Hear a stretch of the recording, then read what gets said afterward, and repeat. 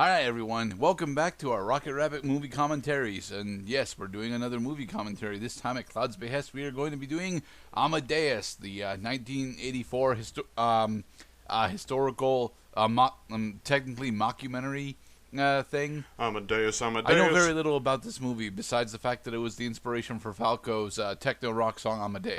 Amadeus. Oh, Amadeus. Amadeus. Yes, that one. It was the Titanic before Titanic. Not only does this movie pay homage to one of history's most important composers, Wolfgang Amadeus Mozart, it also swept the Oscars that year. It got Best Picture, Best Director, Best Lead Actor, F. Murray Abraham, or F. Abraham Murray, whichever one it is, and so much more. It got the top 5. Everybody loved this movie.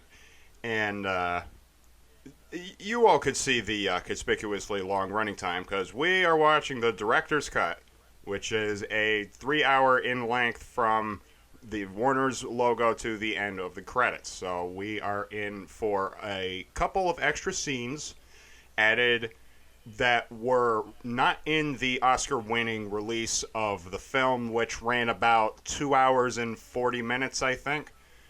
And I wanted to be the proverbial old man in the chair, sharing with Mr. Gerdat a tale of God.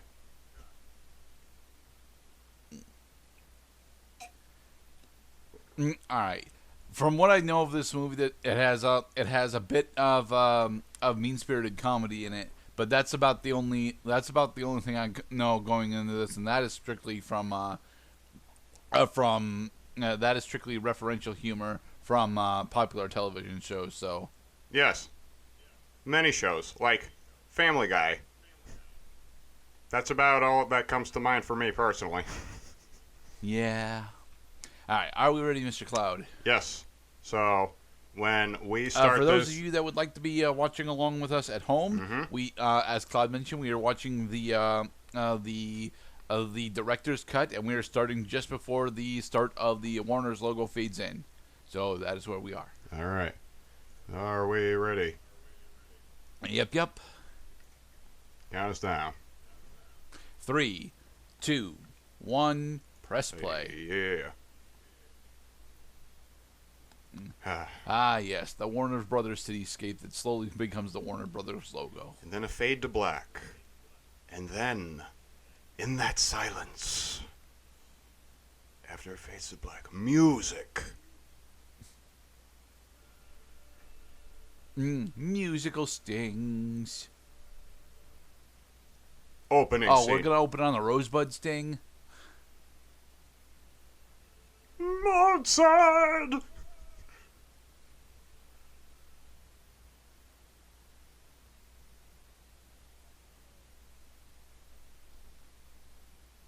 They have puppies and kitties in this movie.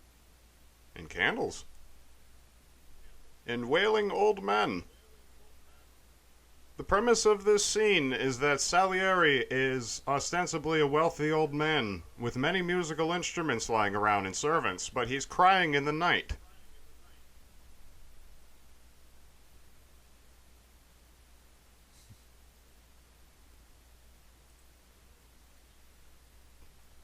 Bustin' cream donuts.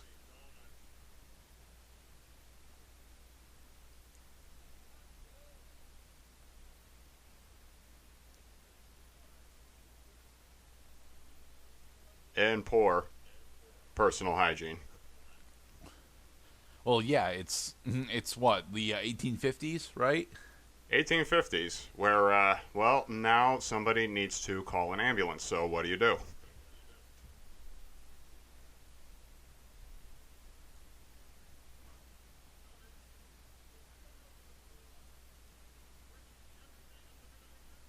Nothing.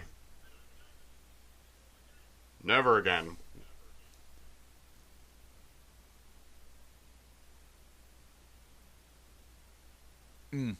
As a reminder, because it's the 1850s, ambulances don't exist. Huh. Alright, come on, put the candle down.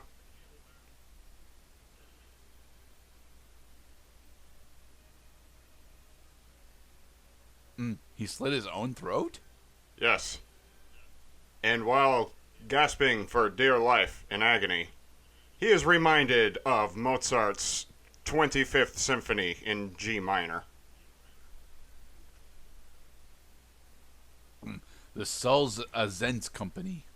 Proudly presents a play that was adapted from Peter Shaffer's Amadeus. Yes, this used to be a play, and it was originally released on stage. Peter Shaffer's Amadeus, director's cut, yes. And 5 years later, this movie released, and again, it gained worldwide renown for, well, look at the costuming. Yes, the set dressing is actually quite nice, but I probably should hold this judgment off until much later on, given that we're only 3 minutes in. But the pacing in this movie seems to be a bit slow so far. Oh, yes. On the subject of pacing and other characteristics that affect movie experience, this movie is very artsy-fartsy. You may find yourself wondering, why the hell do we care that these people are talking about this? But, well, I suppose that was the brilliance of putting in the kicker of Salieri slitting his own throat and then having to go to, well, now he's going to a sanitarium. Because that's what I guess that's what they did in Vienna, Austria, when people attempted suicide. They probably deemed them completely insane.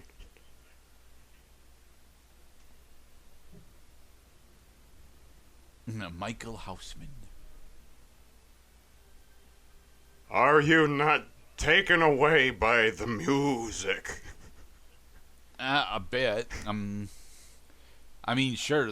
I've when it comes to classical pieces, I've always been a fan of a heavier string and compositions. Many strings. Back, you animals.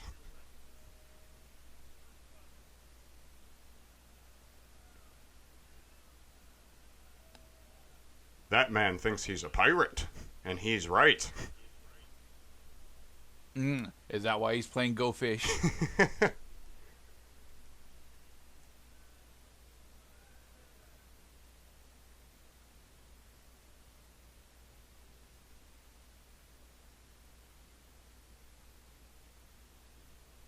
But how could such beauty persist in the midst of madness?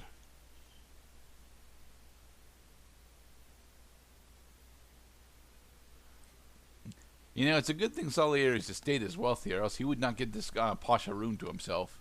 Yeah, you got a point there. He'd be covered in shit by now.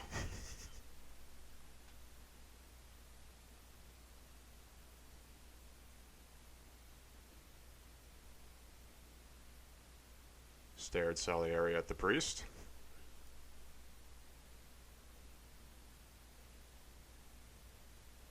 But for why, sir?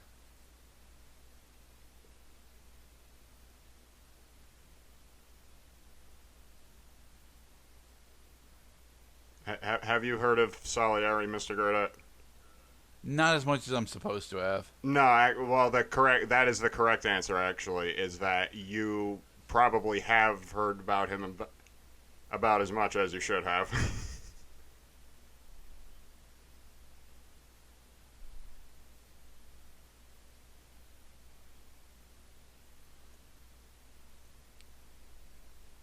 I don't want God's forgiveness.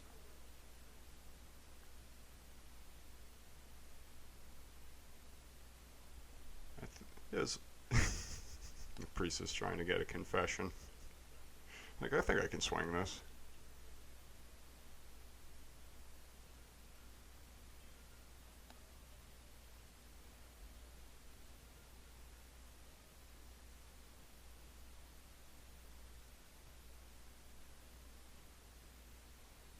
It sucks.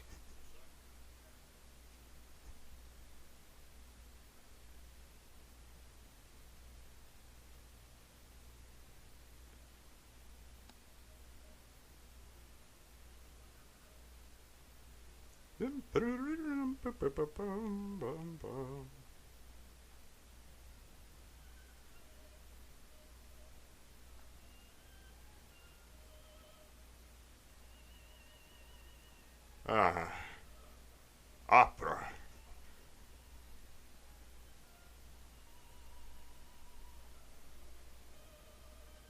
Mm. So this is rather interesting to actually have us open at the sanitarium and then cut into a performing flashback. Yes, very flashbacky. Good observation, Mr. Gerdat, because that will be happening quite a bit during this movie.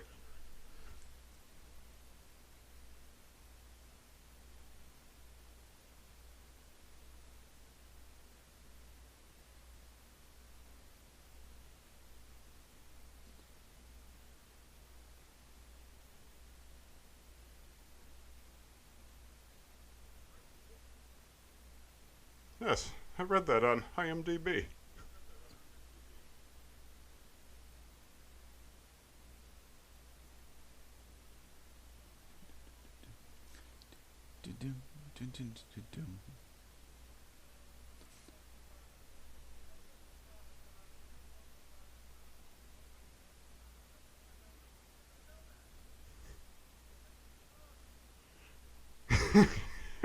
This scene always makes me laugh. Mm.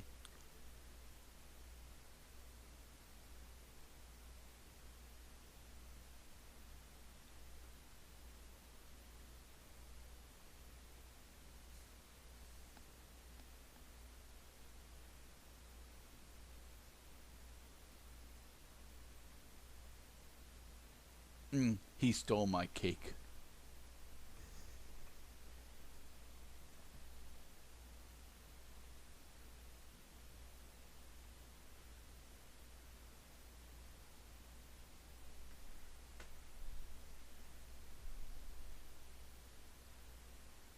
It's alright, old man, take your time.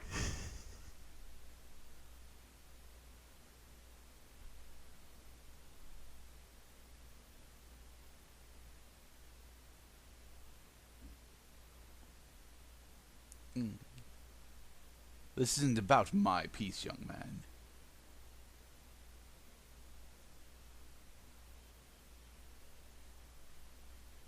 Sudden flashback.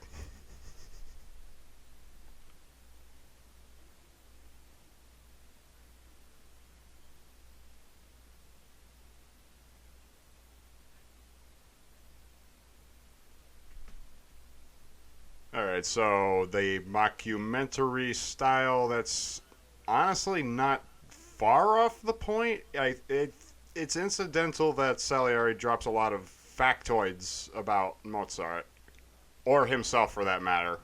Um, but it speaks to his character because, as he had said, Mozart was his idol growing up.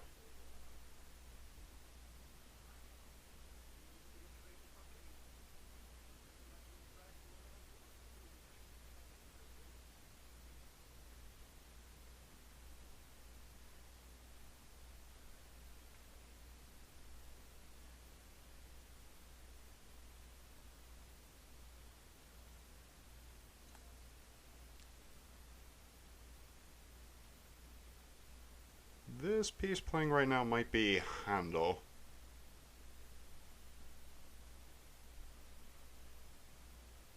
Or Bach.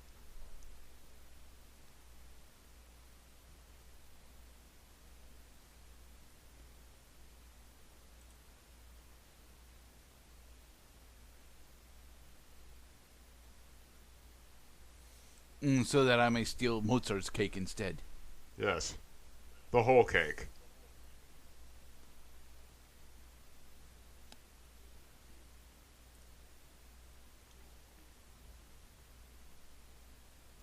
Huh.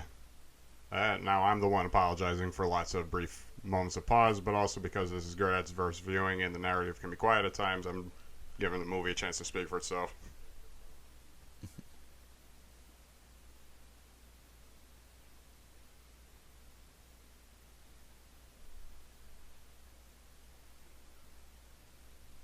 Well, Worlds. you most certainly didn't give him your industry. You are ending life as a very wealthy man. So World's longest confession.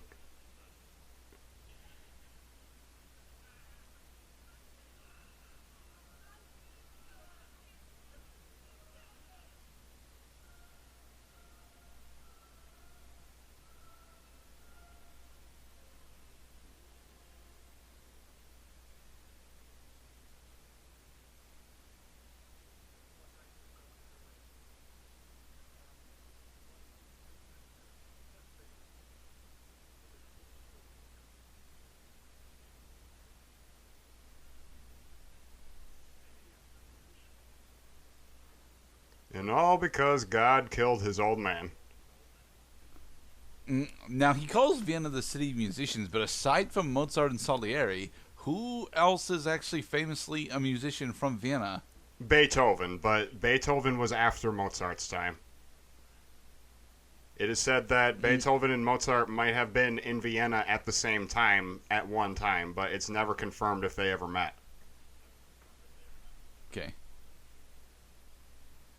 But around the same time, though, that's part of the point of the movie, is that Mozart was an echelon above the other composers. I'd like to think that Salieri is a physical manifestation of all of the composers in Vienna who knew about Mozart.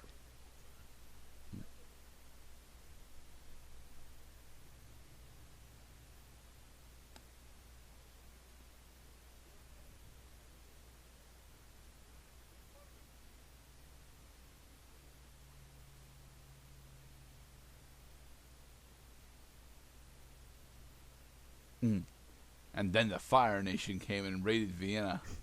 And then Mozart came to play a concert.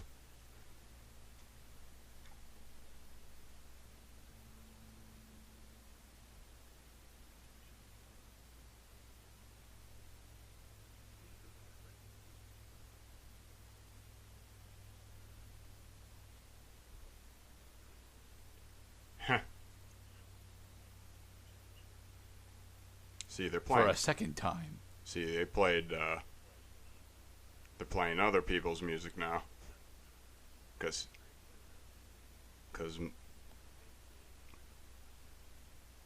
Yep, more factoids.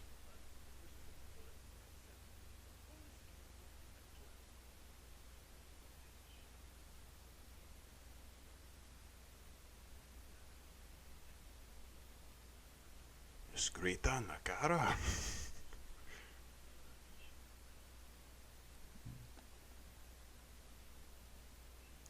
Could it be that man with the white wig?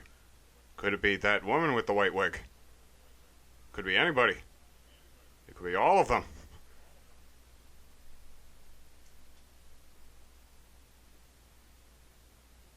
Oh, chocolate. Yeah, he's digging on that chocolate. Pheasant!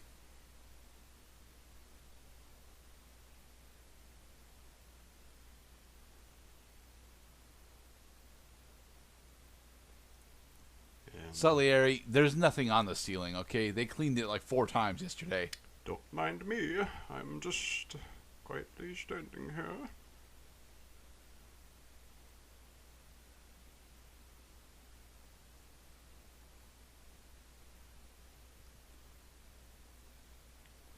Goose. You know, that's a lot of desserts for one table. It's a lot of heads mounted on the wall. I don't even know if I've ever registered that before. No, and they're mostly stag, too.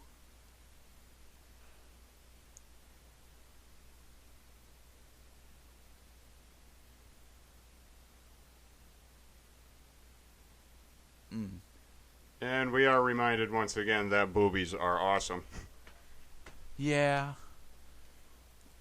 Although the movie is playing a lot more a service to Mozart's shoes.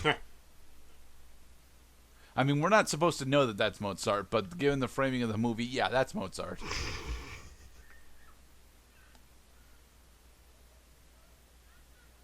Right, because everything we're seeing is a retelling by Salieri, so why would he take time to describe these two if they weren't important? Right.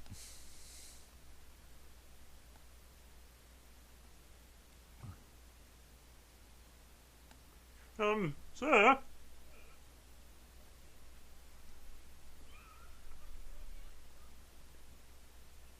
He's too busy screwing around. Get back to work.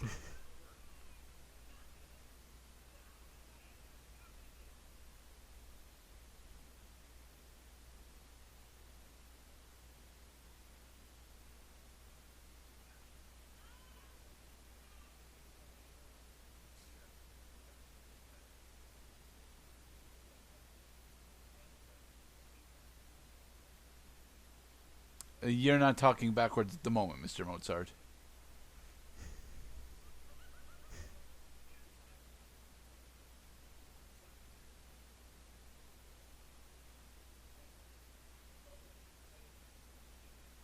Well, that's not very nice. Calling people shit wet and stuff.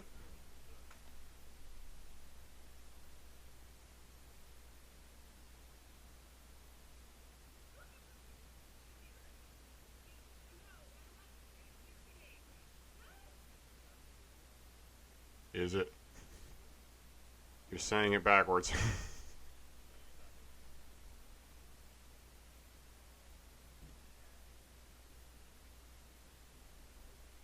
You don't make. You keep speaking gibberish. Yeah, I would get fully annoyed by him and just end up kicking him in the nose at this point.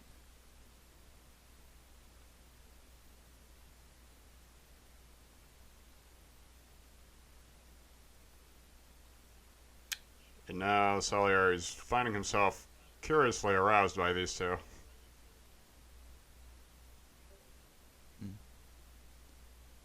Oh, QuakeCon is tomorrow. Heh.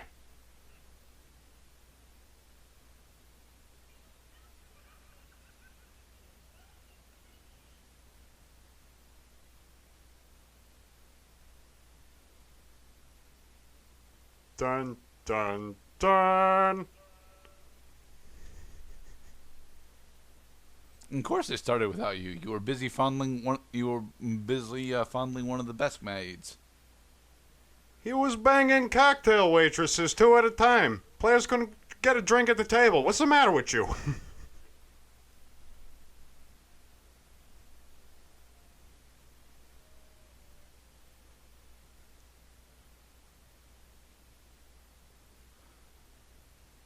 I believe it was the bassoon player who was conducting. No, it was the cellist. No, it was the oboist.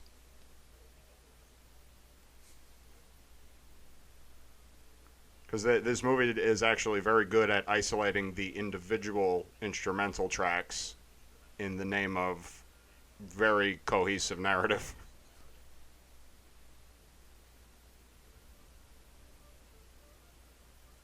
And then, music.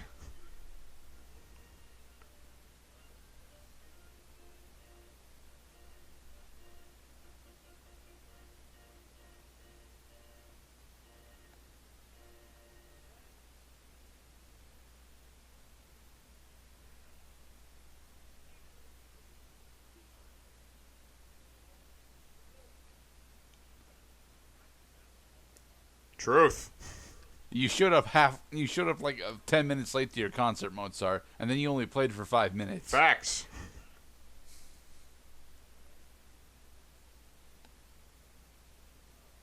Yes, and his wig is in the greatest disarray.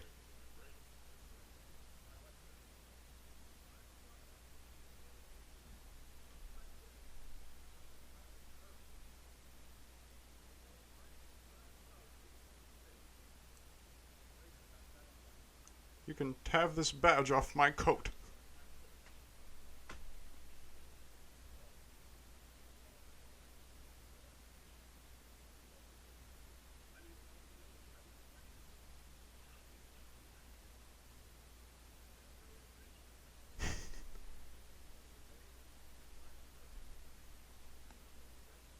You'll remain my butt boy and continue to write beautiful music for me.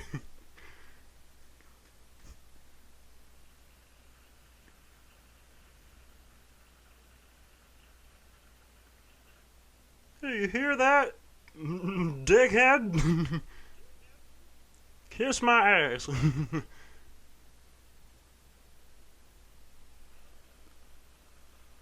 Don't let the door hit you where the good Lord split you. You like that phrase, Mr. Cloud. Thank you, Dan Avidan.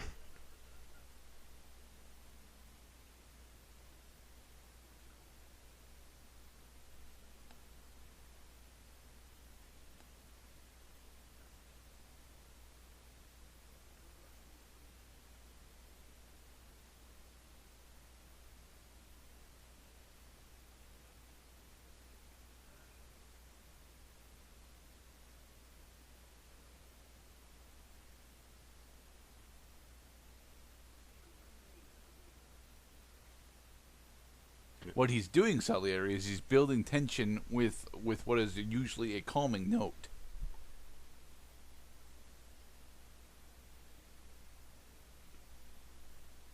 Mind you, I don't pretend to be an expert on music theory. That I believe part of how Mozart opens pieces many times is by rocking the dominant. So I believe this particular piece is in the key of, on the subject of pretension. I believe this particular piece is in the key of A flat major, which means that he's hitting the F in order to hit the dominant.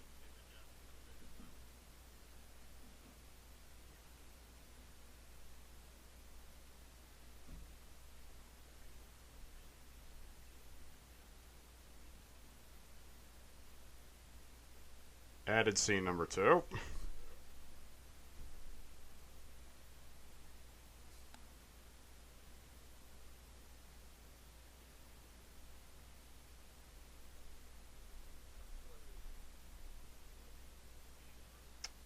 And those of us who have watched Ferris Bueller's Day Off might recognize Principal Rooney, who is playing the Emperor of Austria.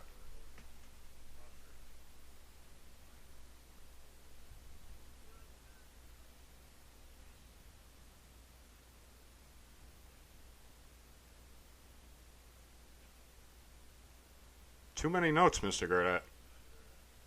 Well, it's an interesting criticism because the it comes from the fact that he's got a lot of instruments going around and it sounds very chaotic in action. But the thing is, it's still an enjoyable experience because the notes blend together so well. This time, Paul Gilbert would be completely lost on these people. Well, so would, to be perfectly honest, Phil Collins. And Phil Collins is very minimalist with his music compositions. I can feel it calling in the end of night.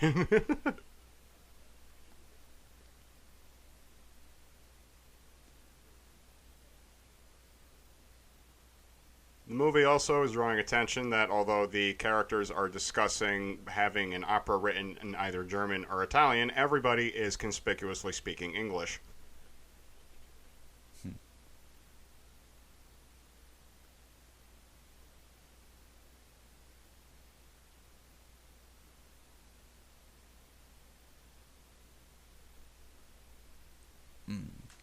Now, German as a language is significantly more aggressive and deep and full-throated than Italian is, but at the same time, Italian speed and chaos denoted heavier for a much more action-oriented opera. And at this point in history, an action-oriented opera would be something to shake up the opera scene quite significantly. It is true, yes, that not many operas were written in German. However, these are Italians making these observations. They, at least in Vienna at the time, hence Salieri is the chief court composer, the Italians were dominant, and so their operas were written in Italian. But they will continue to play along saying, oh, no, no, no, you don't want it written in German. No, never German. It just wouldn't work.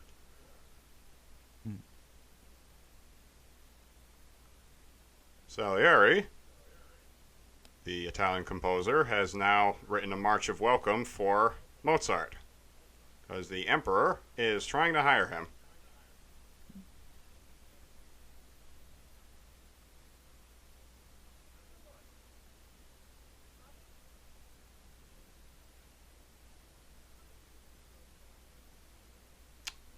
Needs a little more White Snake.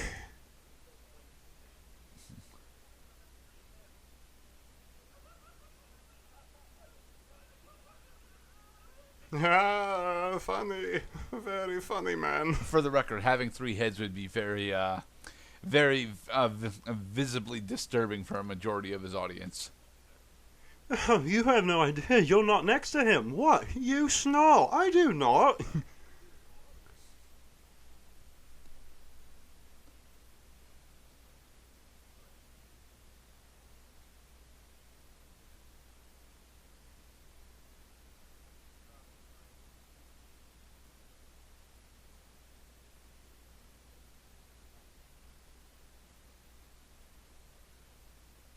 Now, can he actually read the music notes there? Yes, that is another thing that this movie gets across is this is the reality of composer land is they can hear the music by reading it off the page.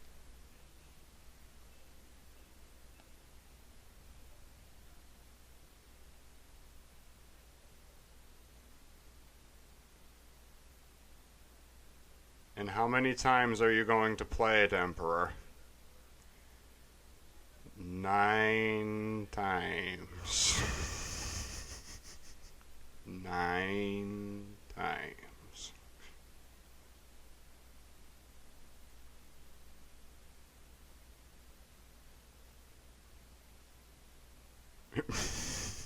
You ever get that feeling that people are just not walking fast enough? Yeah. At the grocery store. At the hardware store.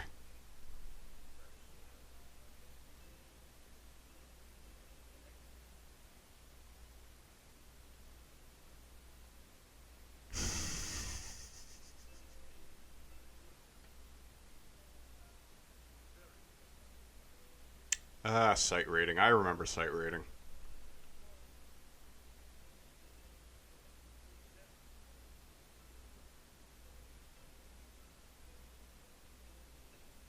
And go.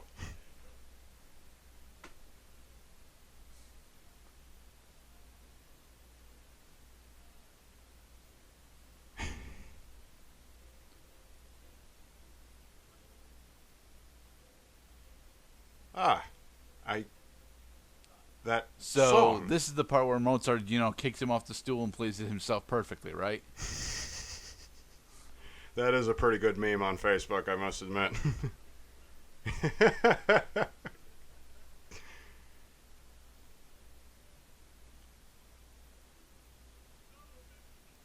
Yes, well done.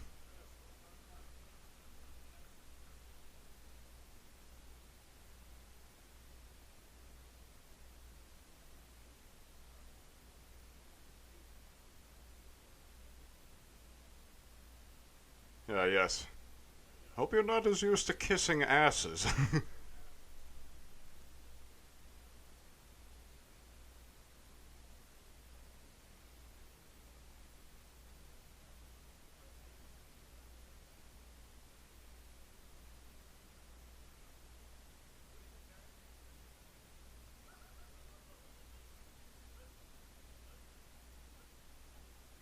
And Sir Tom's performance as Mozart is also accurately depicting Mozart's laughter, which at the time was annoying, loud, high-pitched, and usually unwelcome. Mostly because he is in an aristocratic society where you must show a decorum and demeanor at all times. Yeah, kind of like a pent-up energy that you have to keep restrained in front of others.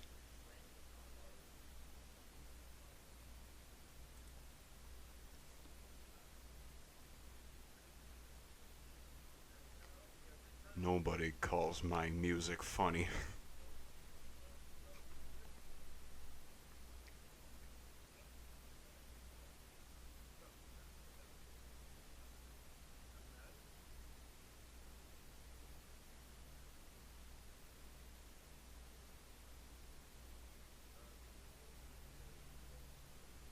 I can't remember. I was drunk.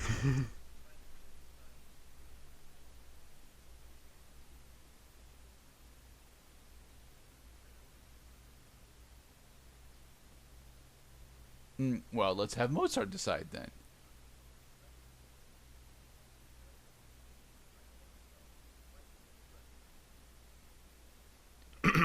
A libretto is the literary work on which a larger piece of literary work or music is based off of.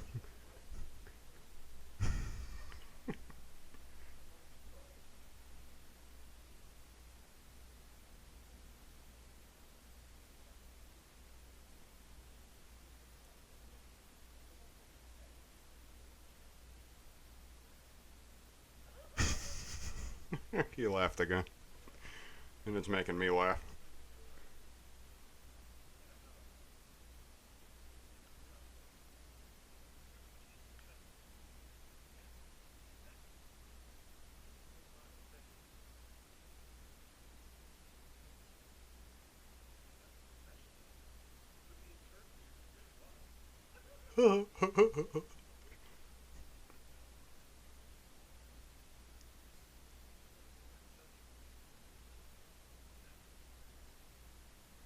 Yeah? Mm. Don't you approve of harems, Mr. Gerdat? Uh, let's see. It's 1850, so no. 1770. Aristocratic society that we're supposed to be portraying. 1781. 1781. Okay. 2. So it's 1781. This would actually be technically cultural misrepresentation. Yes, harems are about love. There's a lot of love in harems.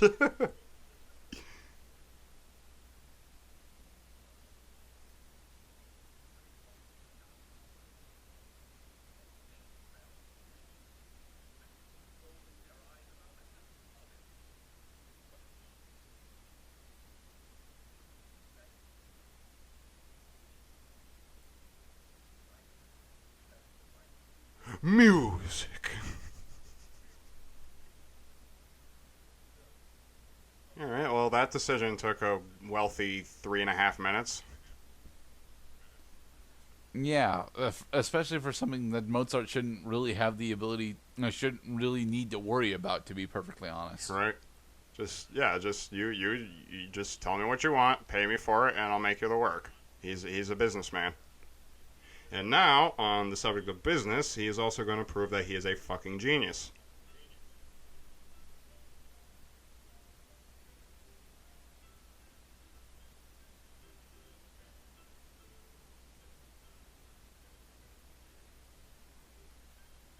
And piano George, he knows all them fancy chords.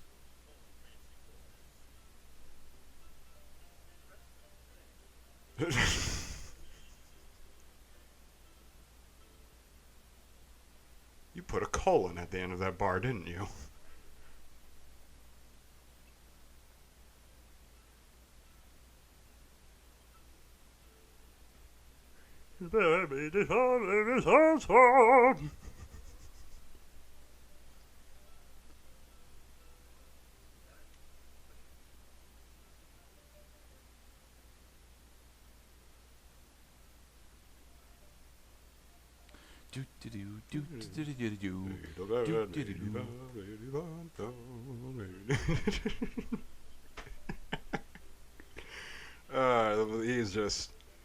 He's too good. He's too good. And from here on, he's just freestyling. He's just fuck you. freestyling. He's not even looking at the keyboard. He's freestyling. Well, he's been around this musical instrument for the past 16 years. He slept with the damn thing multiple times.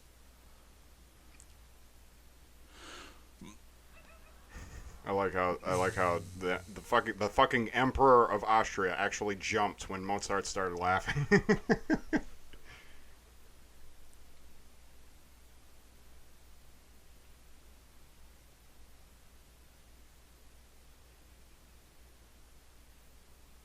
Oh yes, our priest friend is still here, and he will Oh yeah. be here with us for the rest of the film.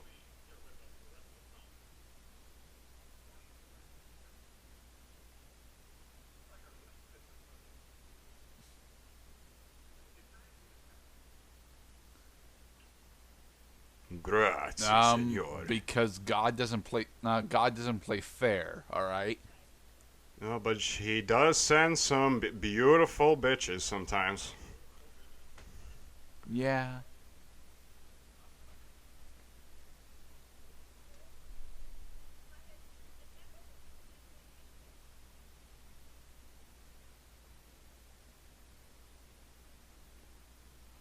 Yeah, those are fingers. Mm, it's got too many. It's got too many. The plumage on the hat is really goddamn distracting. Lovely plumage.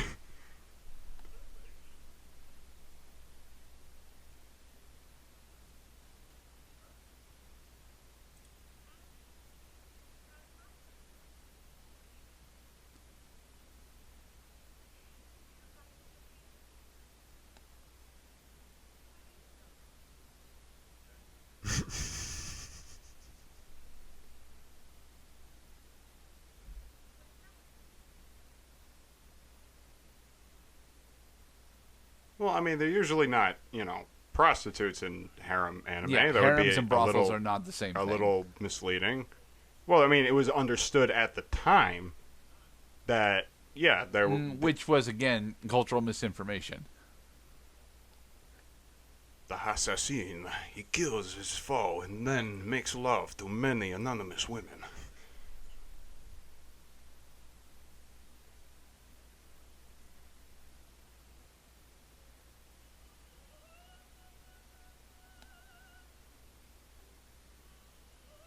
Yes, keep your pianos in tune, everyone.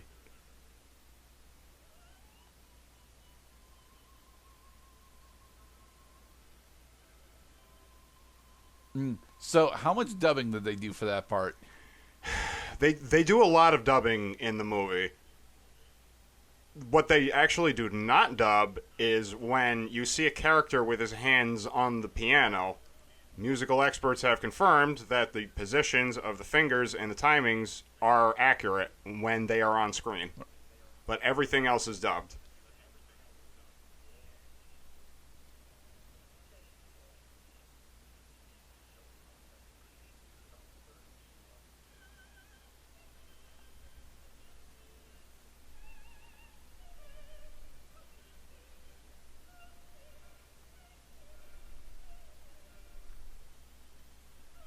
You also notice that the opera singers during the several operas we will be seeing in the movie will switch liberally between the native language and English.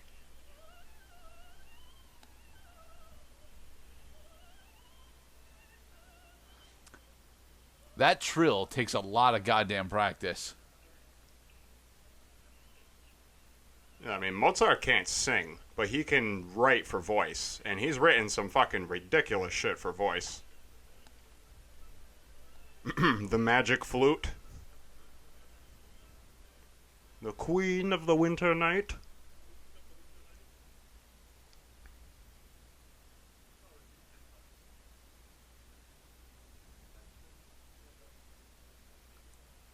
Lies. I saw you do it. Those were fingers. They were trailing.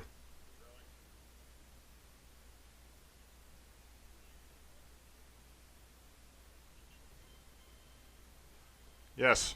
Really? We're just gonna have Salieri refer to Mozart as the creature from now on. Oh, he realizes he hates Mozart. Because now he has fucking taken his girl.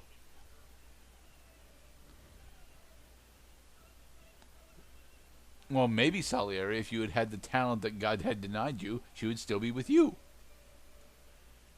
And Madame Cavalieri, Salieri's student, but Mozart's actress.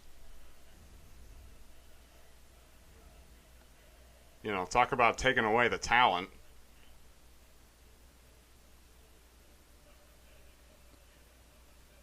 I do like this outro for the abduction from the Seraglio, which is this opera by Mozart.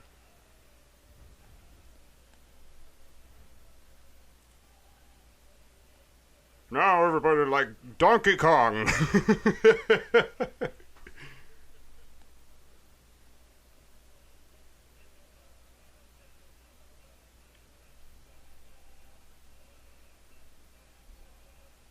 Bye-bye. We'll see you later. Goodbye, Mrs. Boat. Bye, Mrs. Boat. We were sailing along on Moonlight Bay. Oh.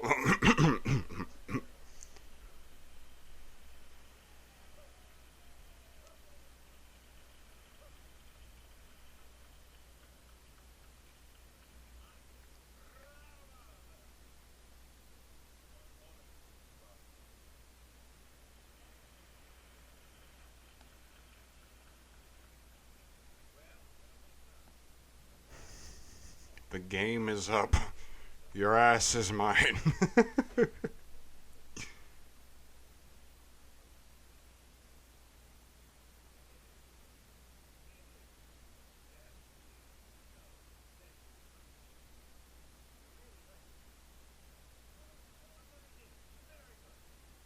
Well, all the familiar faces are here.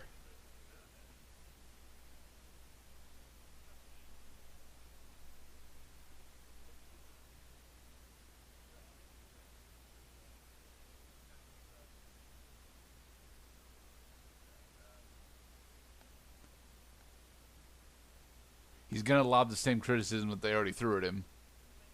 Yep. Well, it just goes to show that not only does the Emperor suck at playing music, he also sucks at offering his own criticism. Right.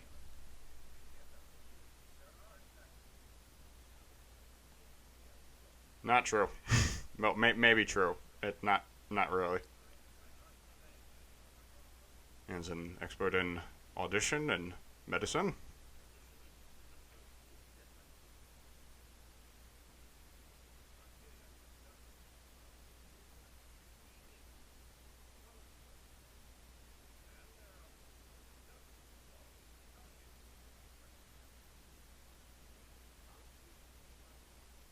Oh!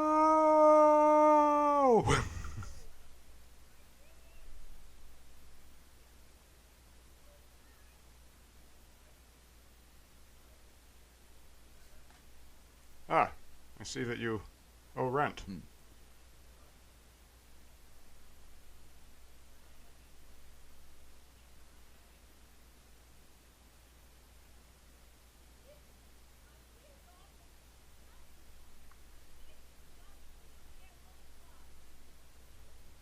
Well, that's exciting.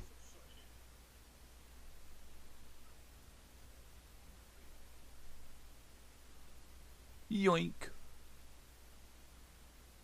Yeah, let's make a little theater, a little post drama theater.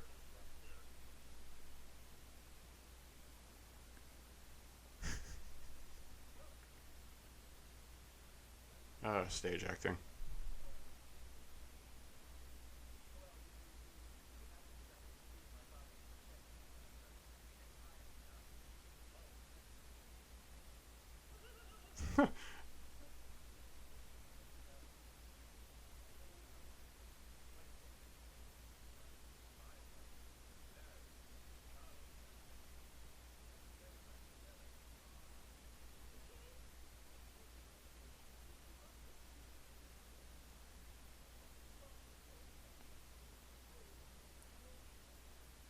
Royal advice. Yes, you have infinitely more money than I do.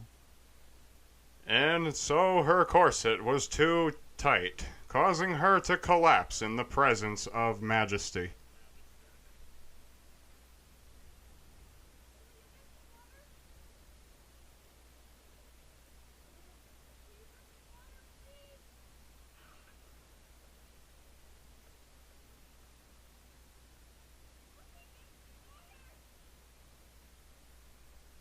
Excuse me. Did she just call him Wolfie?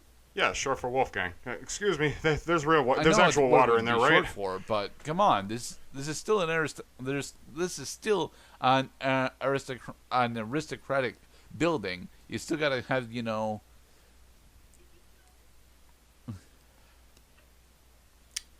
Added scene number 3.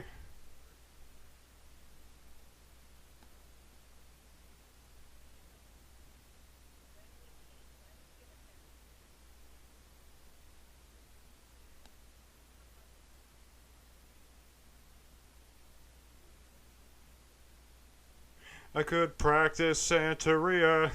I ain't got no.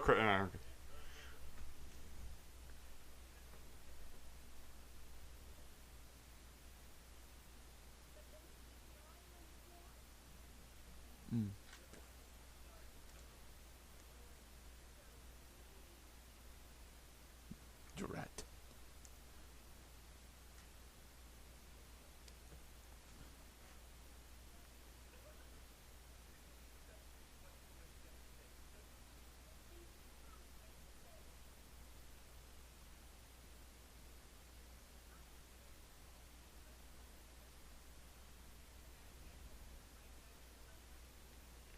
Oh, the zingers. She's being sassy for no other reason than she got spited. Well, that's what happens when you double cross a woman.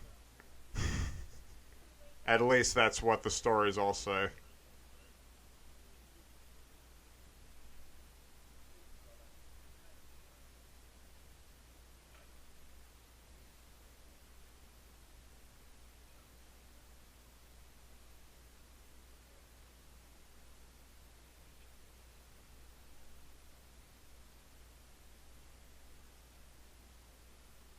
Not the creature. So, Salieri, why does this matter to you? Were you seriously trying to get into that corset? Yeah. Yes, he was. He already made that confession.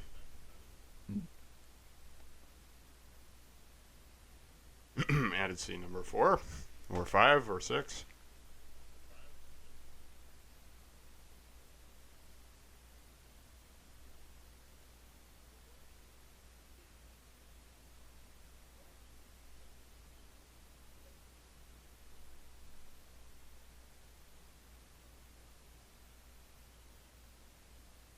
Little man. Well, from what we have seen in the movie, Mozart is about a couple inches shorter than Salieri. So,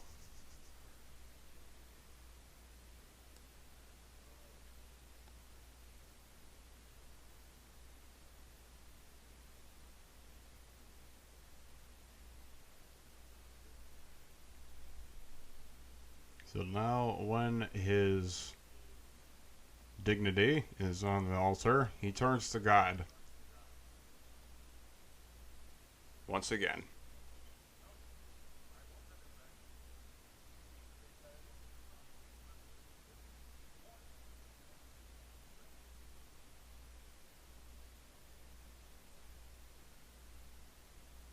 Yes, and did you say he was shitty? Yes, he is actually quite shitty, Your Grace. Yes, I agree. Shitty.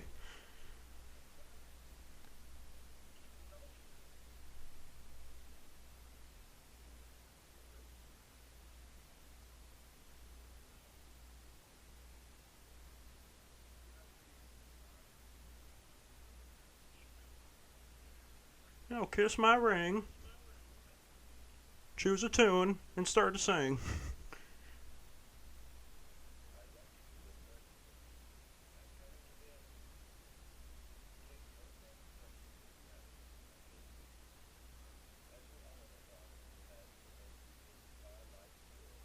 Yeah, bow a third time.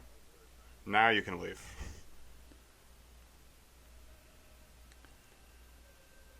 all right. So the religious paintings that we see on the chapels here, those aren't David.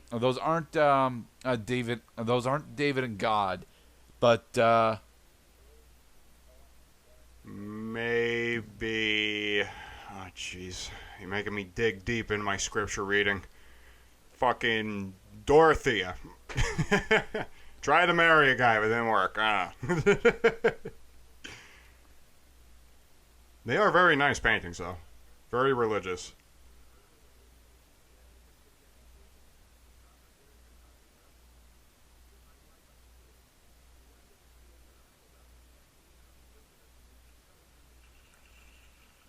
But Mozart's father doesn't have one to share a cup of tea with. A herd of white stag. The hunter. Now, a group of deer is not actually called a herd, right? Herd of deer. Yes, that is correct. A herd of deer. Okay. I think.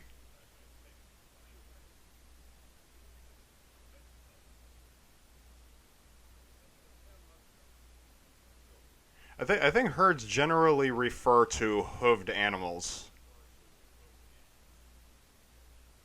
Not cloven-footed animals, but hooved animals.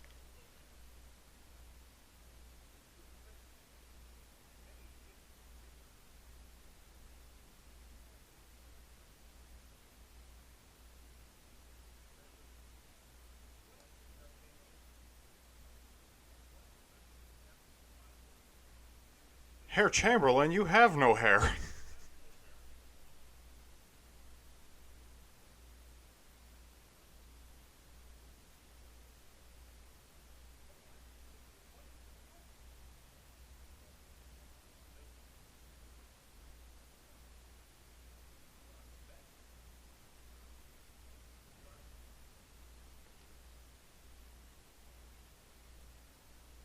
That's just my opinion. Modesty is for people that aren't the best at whatever that is they do. Well, he's for you know, as a as a commentary on like culture at the time. I mean, Mozart has been in the Roman Catholic Church his entire life, and he is quite vain.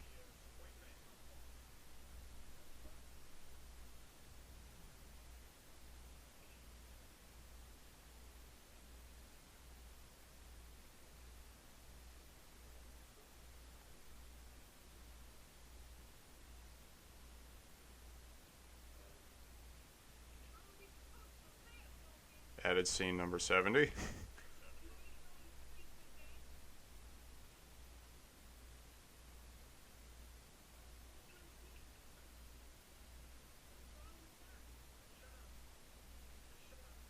Well, they want to see my work specifically so that they can claim it's their own.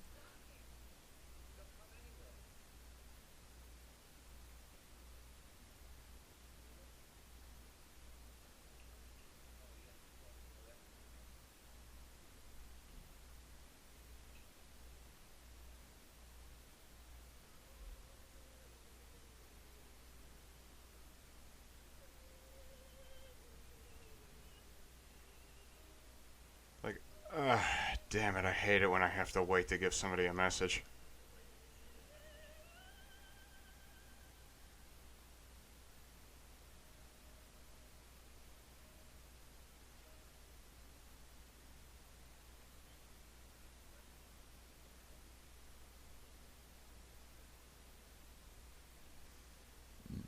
Well, that was very rude of her.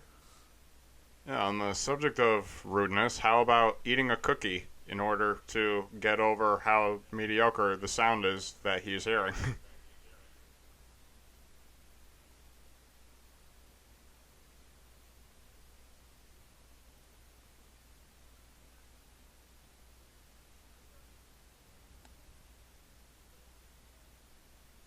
A bit of an overblowing that Mozart would not personally submit his own work. He would not. Okay, so he's a born and bred proud German. He despises Italians. So I believe this is Mozart's prejudice against Italian composers, not to let them lay a finger on anything he's written.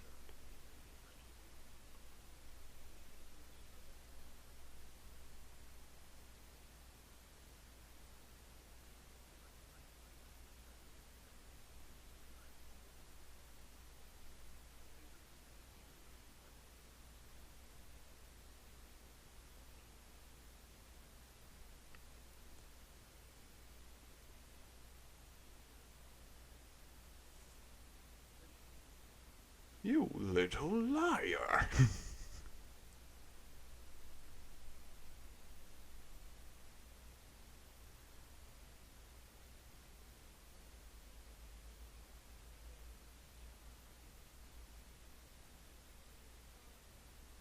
Truth. That is strictly not true. I mean, they have a pool table, but And a pretty nice suite. Oh wait, no, he lives with. That's right. He lives with his mother-in-law basically in the same apartment.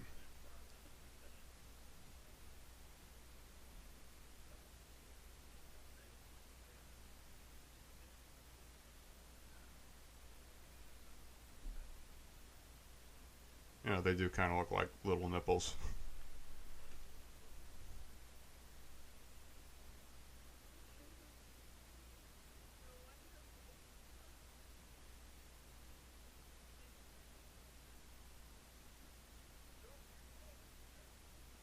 If I may be a little more liberal while I eat my chocolate.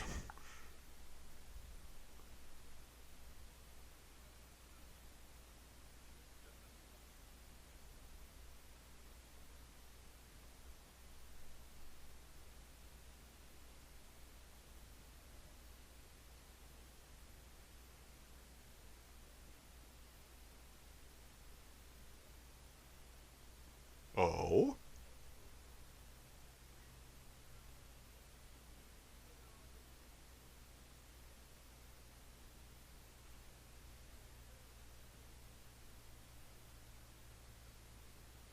What do we have here?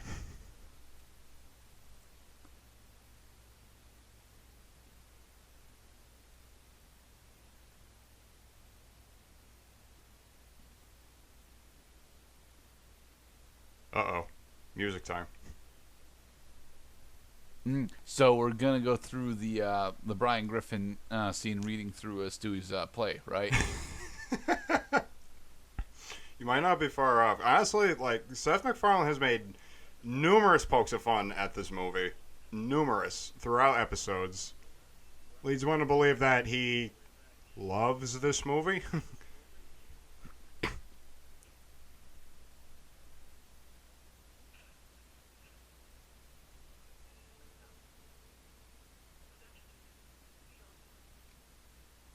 But why?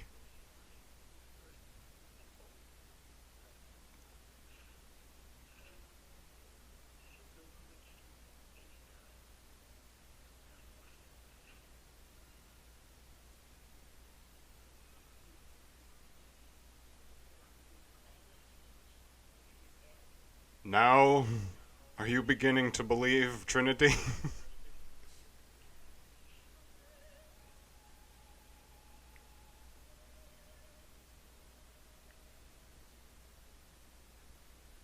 Music.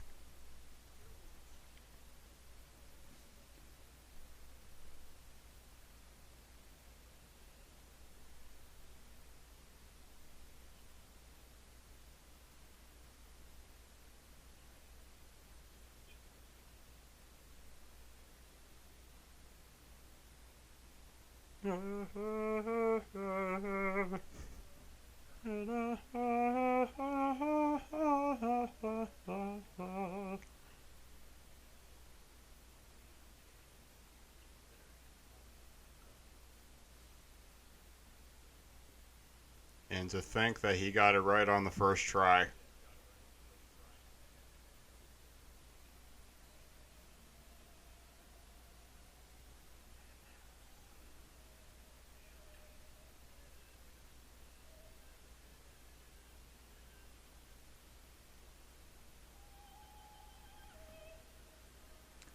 And it is then that I decided I must destroy. Yep, there's the reference. When the papers fall to the floor and the music stops.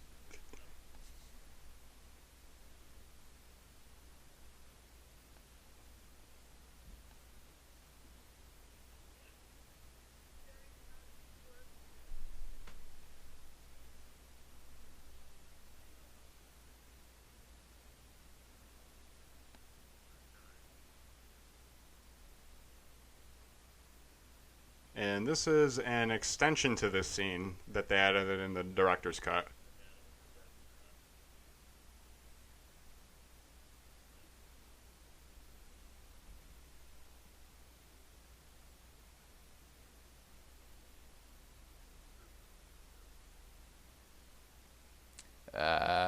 Dude.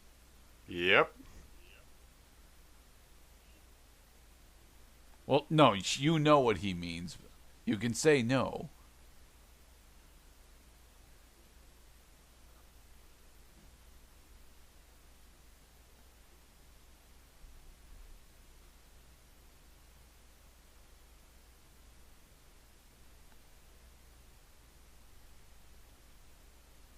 Oh, you stepped on Don't him. step on the musical notes that you just had an How? orgasm over. Constanza, how are you going to explain to Wolfie where the shoe print came from, huh?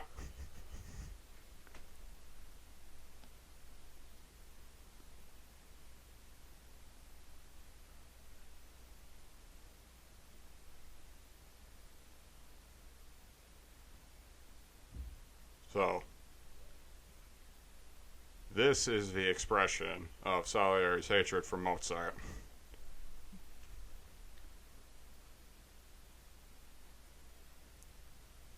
Lord, get me laid.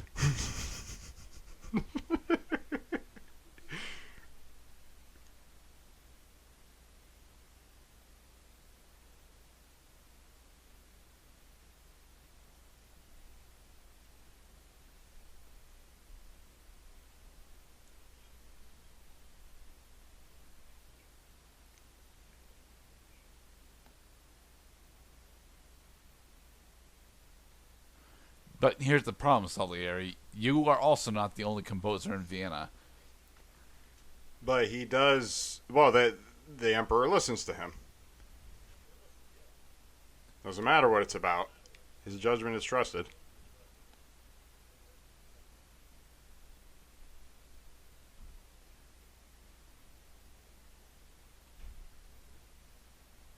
Signori.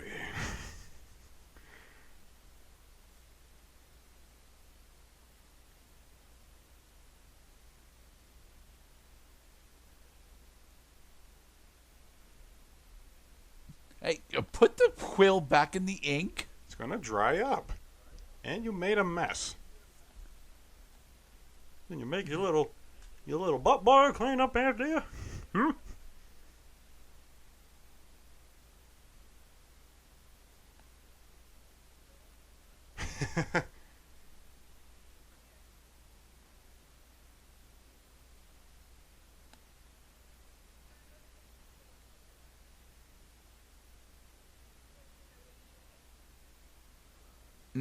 And your hat still has way too much plumage. It's a lovely plumage.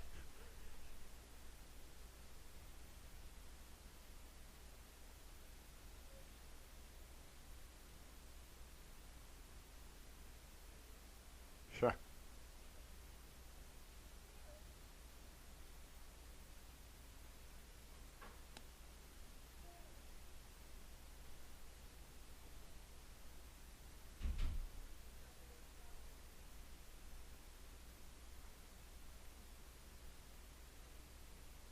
Hey, all you people talking about music, I'll show you. I'll show you some music.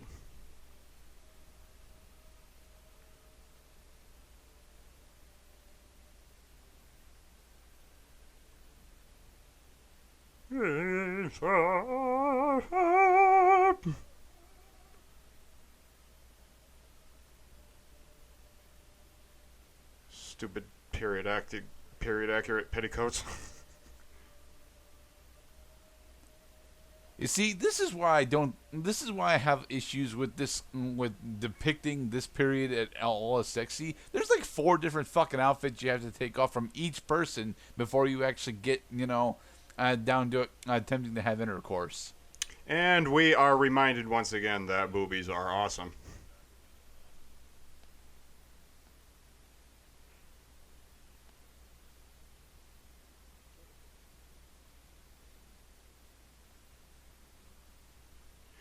Gotcha.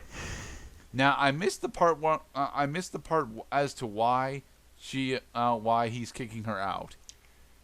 But the damage is already done. Oh.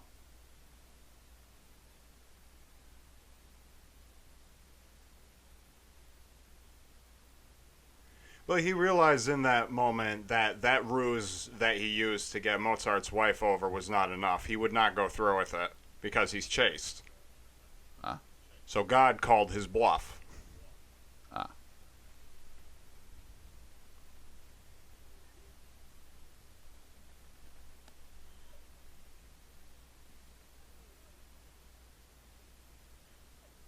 Honey, I have no idea what you're talking about, but I love you too.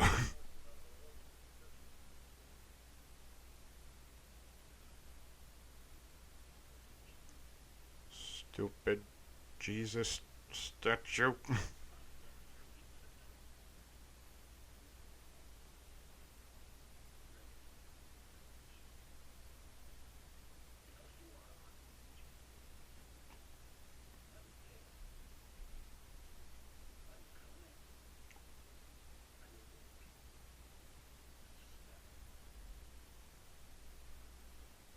Burn, baby, burn, burn, burn, baby, burn. Mm. And so now we enter into Act 2.5 of this movie, where Salieri devotes the rest of his life to revenge. Yeah, how we doing, everybody? Everybody still awake? we still got quite a bit of movie left, and it's just getting good. Well, I mean, I like to think it's been good this whole time, but I don't know, man. I would still have issues with the pacing. A lot of these scenes drag the fuck out. well, that's why I recommended we find a non-director's cut version of the movie, because the director's cut also but that's the thing. adds We to the lose, what, slowdown. 25 minutes? Now, while we were talking over the extra scene, we were discussing how Mozart is seemingly unable to get pupils, students. Like, Salieri has had students, 2 of them actually, both of them singers, but Mozart has had no students.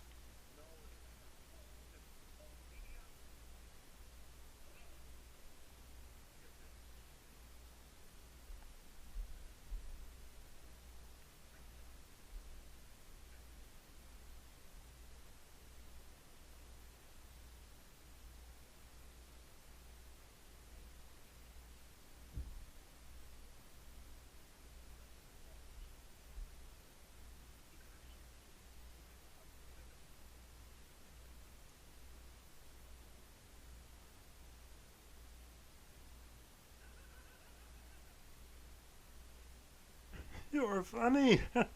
You people make me laugh.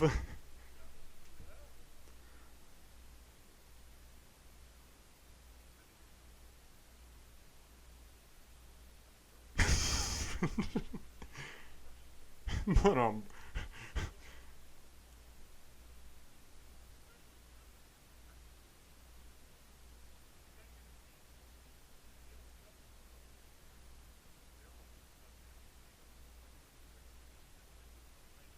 because as Salieri was relating to the emperor while the emperor had his lunch, Mozart was apparently caught touching some of his students. Either that or Salieri was making it up.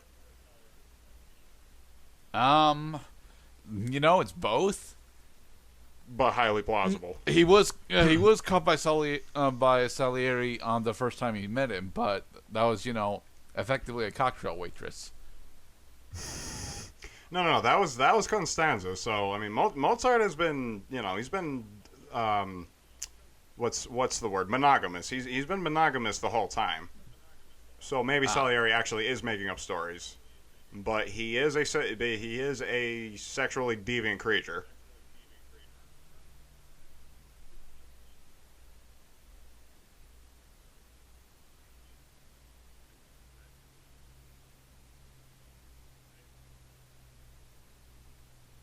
Yeah.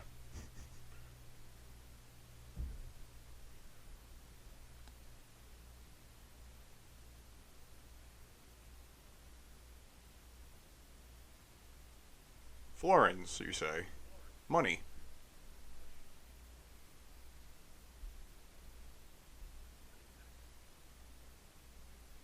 Wouldn't you like to know?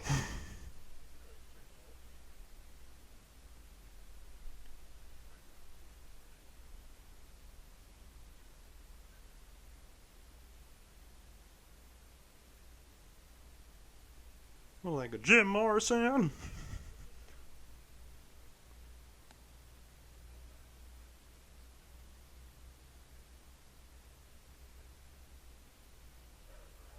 And he has lots of puppies. Yeah, he has lots of puppies. He's got beagles and deagles and all kinds of eagles. Got basset hounds and funny sounds. He's even got portraits of dogs on the walls.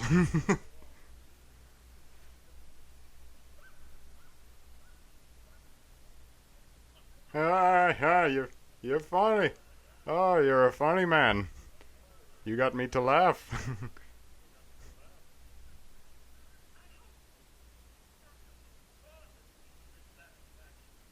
I paid good money for that thing.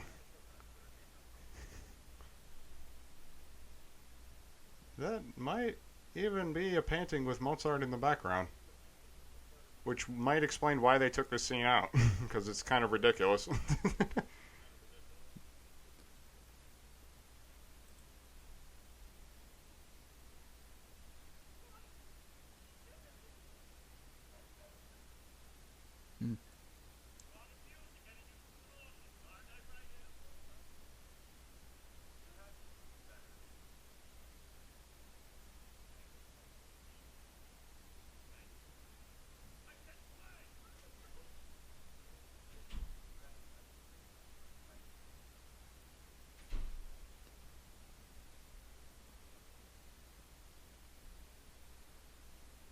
So he's just going to scare her off with this, right?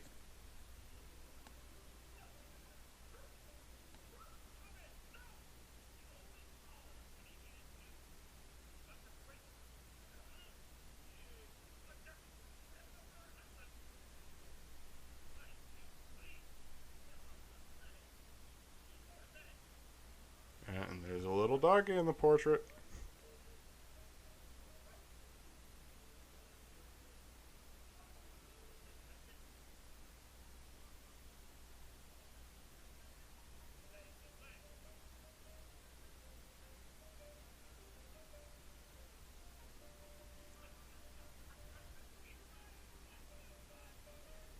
Yay!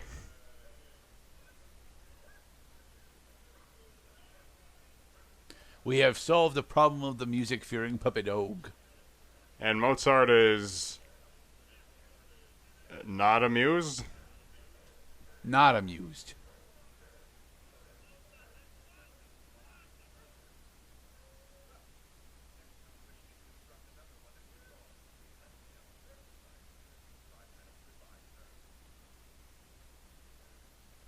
Yoink. I'm taking this. And I'm gonna drink it.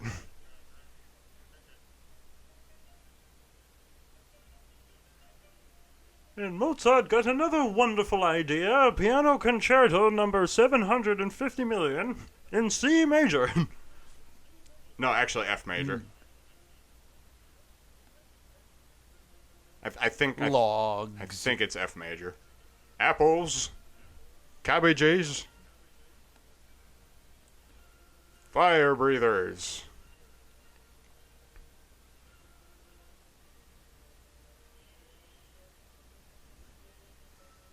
So Mozart was walking back one ding-dolly day, he had a song stuck in his head, when all of a sudden...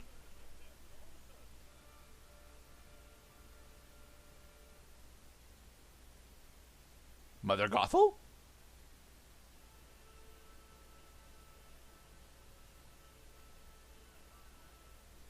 Yes, come with me, my son, into a swirl of black gloom.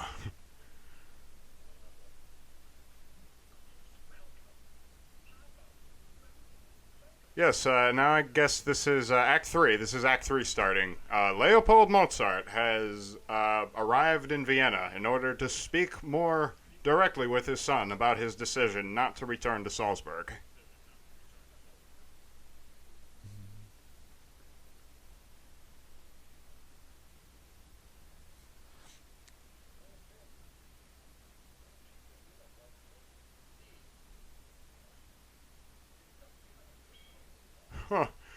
mean, she has to. Otherwise, how am I supposed to drink all these bottles?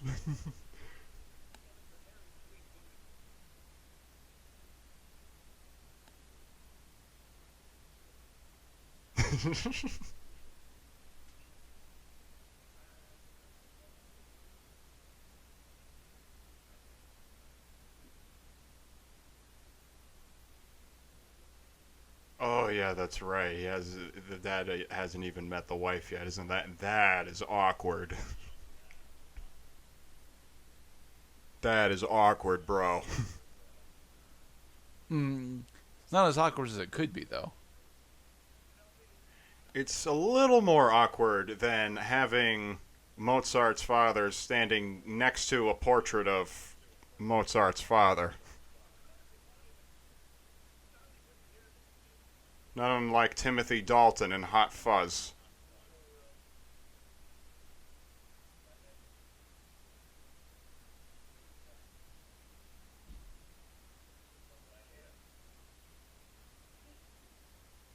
Yeah, look at all this booze we get to drink.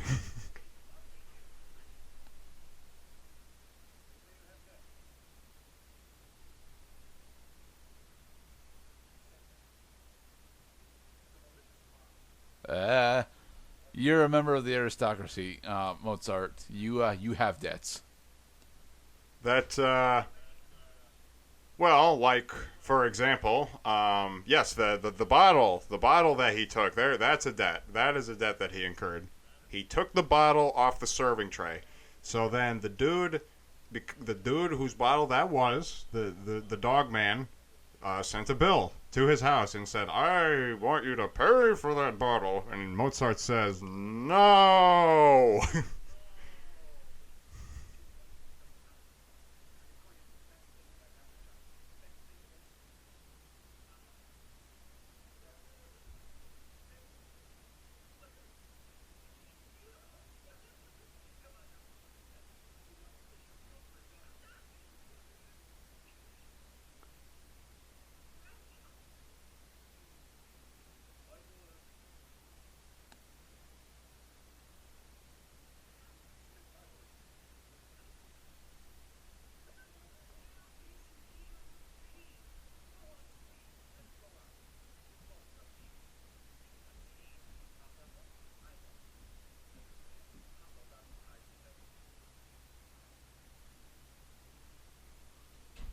Well, let's not be boring. Let's be lavish and spend Do money. we have to have the super plumage hats? Gotta have the super dress. I mean, there are women in the background that have significantly less plumage on their hats. Get the one with less plumage. He's a little cheaper. There's a lovely mask for you, sir. You like the colour black. We shall call you Miss Goose.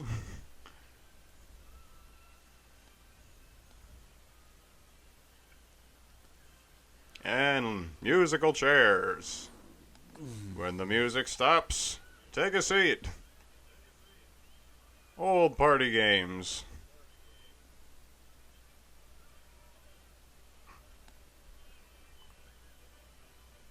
She's wearing a boat on her head. Out to sea. Fish out of water. Come on, find the last seat.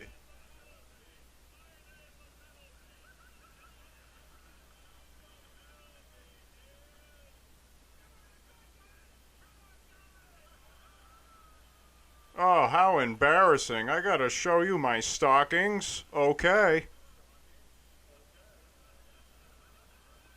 My bloomers.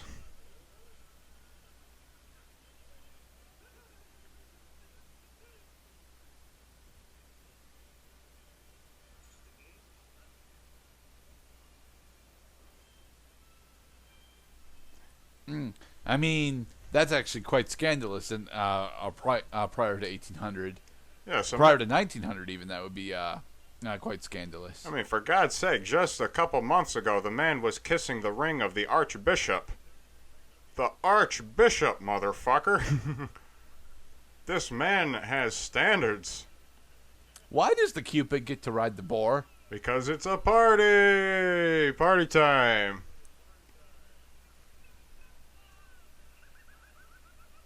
It's like, I know that laughter.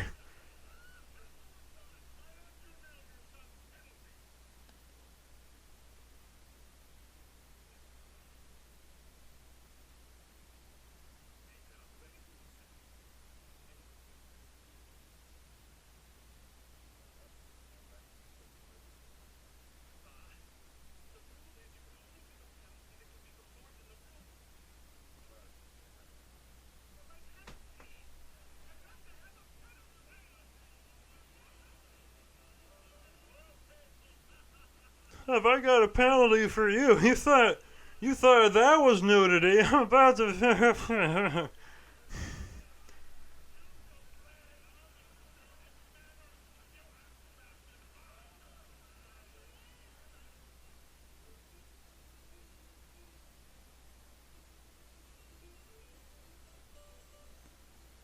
Now, this particular piece from Bach gets repurposed in plenty of medieval video games. Like a lot of Bach, actually.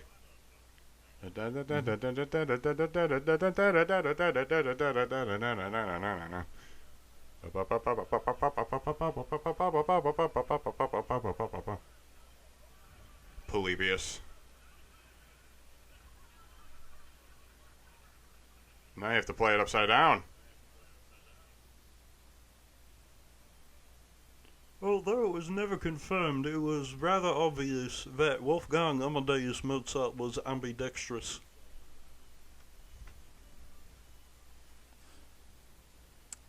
Sadly, I am not ambidextrous.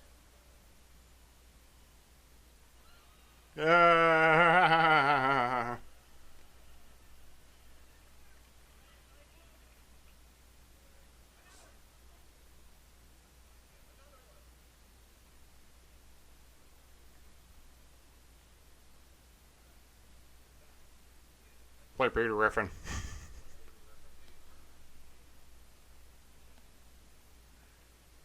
Well, Chris, Meg, and Lois are all sitting on the couch with wigs. Salieri? Here's my favorite thing of Salieri. Who the fuck is Salieri?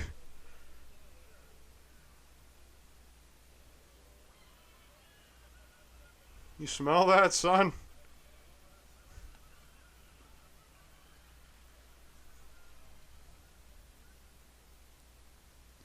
Yeah, I don't think I would have survived in the 18th century, dude. You wouldn't have survived. You got smothered. It was God.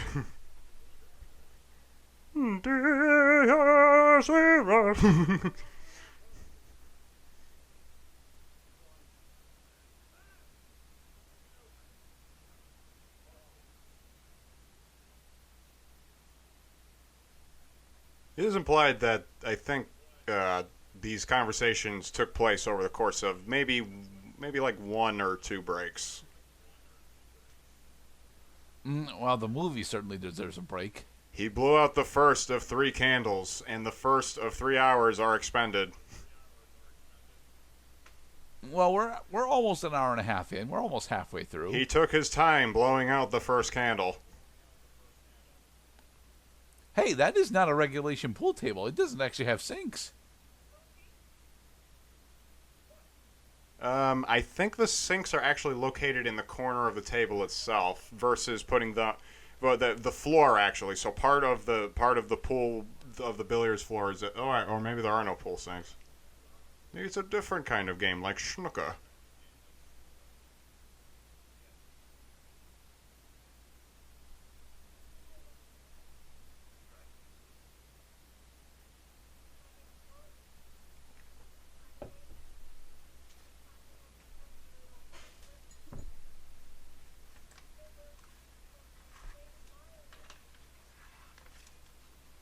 Anonymous.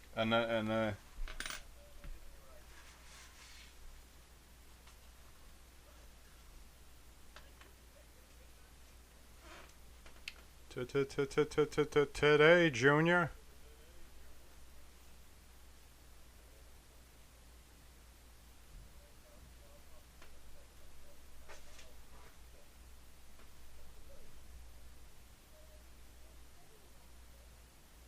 I mean, the man gave me a lot of money.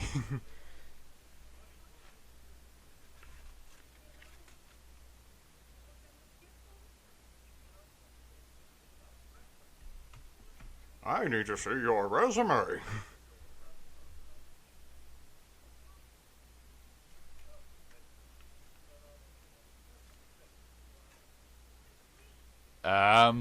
That is what most maid services in the 18th century are, dude.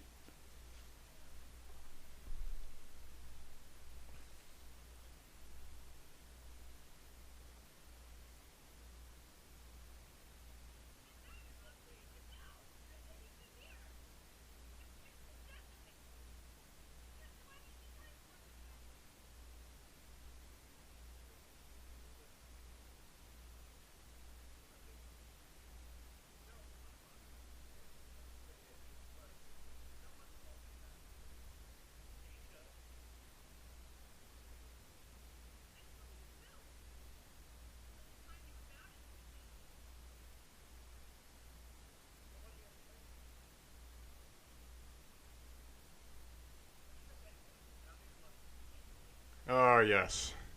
The struggle. The struggle, Wolfie.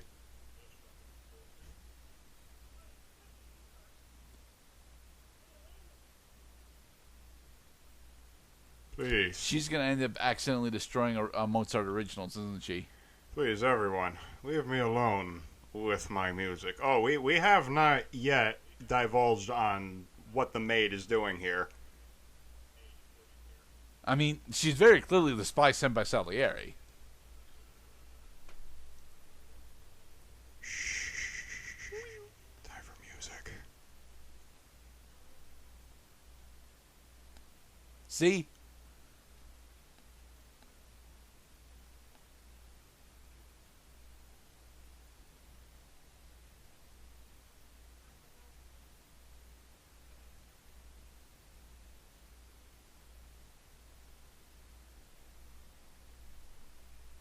Yeah, he works.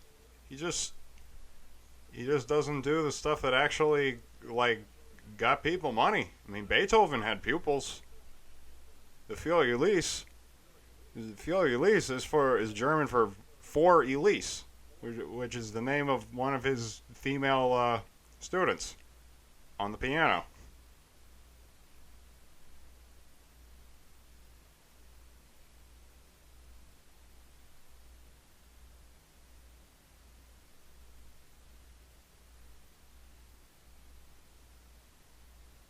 That's a full gold florin, right? Oh, I always thought that she bit on the coin just to confirm that it was real. She bit on No, the cookie. she's having a cookie. She's having a cookie. And Mozart is having more booze. Everything is right in Vienna, including the part where... I keep bringing up the plumage on the hats, and there are women out without even hats on. We don't need the excessive plumage hat. Lovely plumage.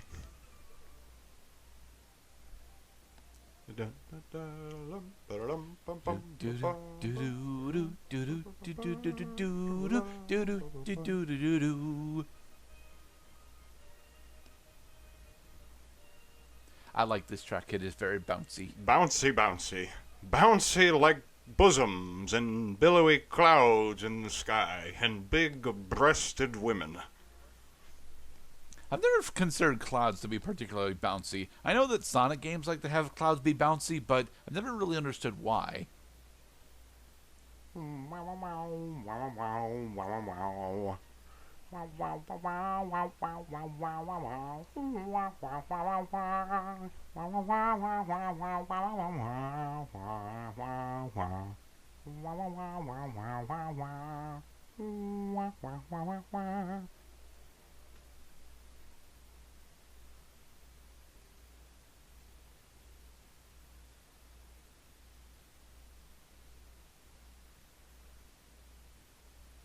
More of Salieri's little secrecy.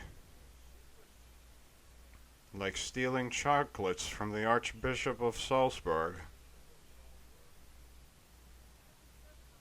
And being totally voyeuristic over two young people.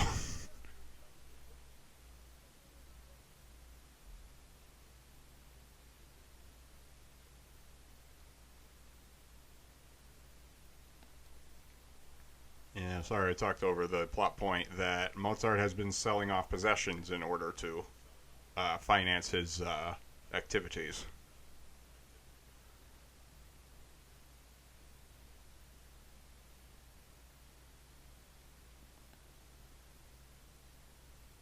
Please, where is it?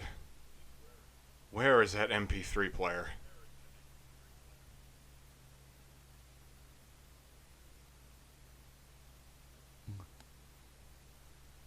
Just an ordinary pen. Just ordinary paper, but on the paper, extraordinary music.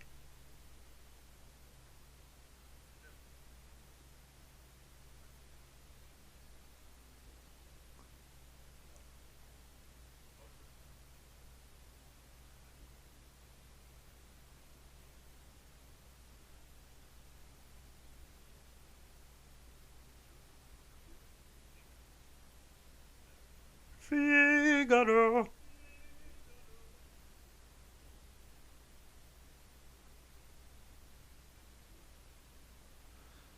Hey, speaking of, what this is the 18th century, so shouldn't Italy be being ravished by the Black Plague around now?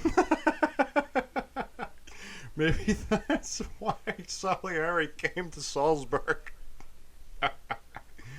Well, you know what? A lot of plagues. If it was a respiratory type of plague, maybe it was the plague that killed Salieri's father, who died of choking on lunch. Maybe because he suffered from constricted airways.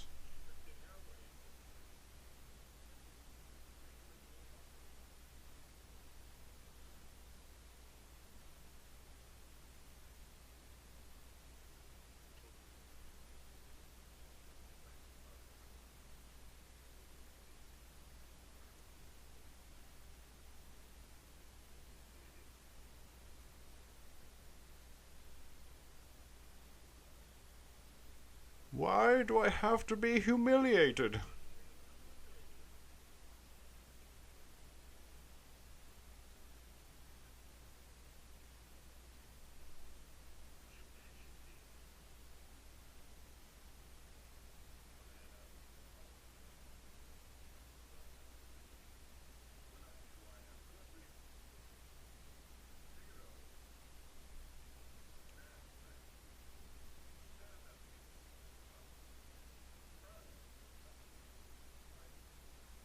You can't really blame class warfare in France on a play, okay? Well, you say that, but that's what Les Miserables was about. Is about the French Revolution. Yeah, and that's the thing. Les Miserables is historically somewhat accurate. I mean, it's a dramatization of the time period, certainly, but it's still accurate. But what it does is it also offers a glimpse into the social commentary of the time that got people thinking, to kind of like confirm that the writing was on the wall. We have to behead Marie Antoinette, the sister of the Emperor of Austria.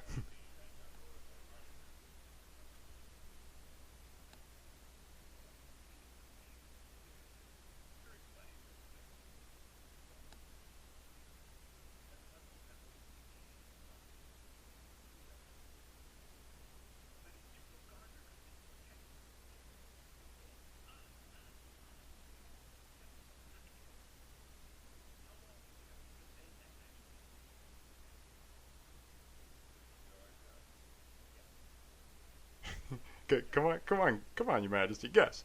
We're playing a guessing game.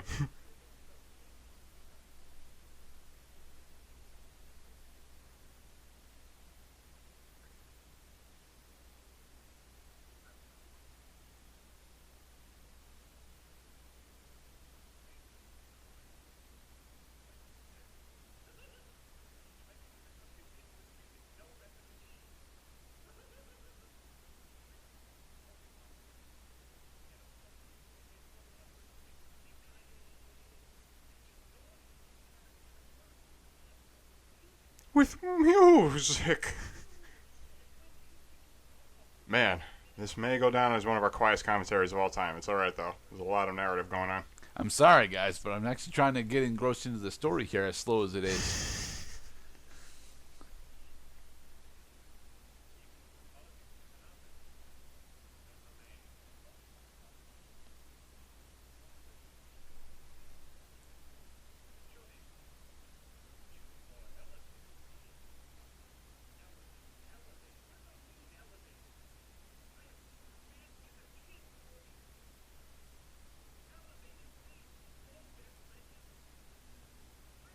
Not that these conversations actually happened with these, actual people here. That these are the schools of thought at the time. Classical music. What Mozart is arguing here is that if we continue to preach our past mythology without ever developing our own, we end up stagnant in the principles of that older mythology. And it's an interesting viewpoint to have, and it's one that I most certainly, at least partially, agree with. But he's attempting to formulate a mythology of the very recent past, and that's technically a good thing to do. But it's also something that would be very frowned upon, as we're seeing at the time. Don't say the word shit in front of Your Majesty. He's got very delicate ears. That this is a look back at the previous 50 years. While classical music is a relatively recent invention in the world, maybe 100 years, because it's based on folk songs and Renaissance pieces. That the material that these artists had to work on was, Hercules and Homer and Aeneas and Jupiter and all the gods and the planets. This motherfucker is sweating his balls off.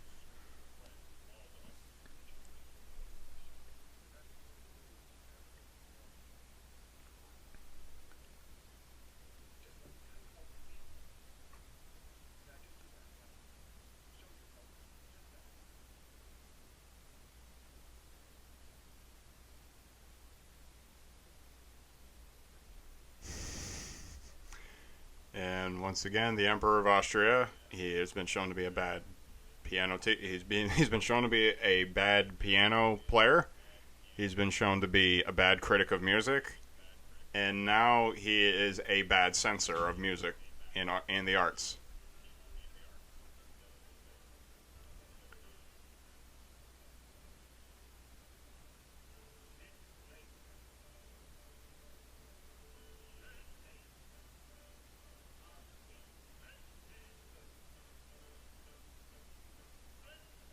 Yep, with the music overlay.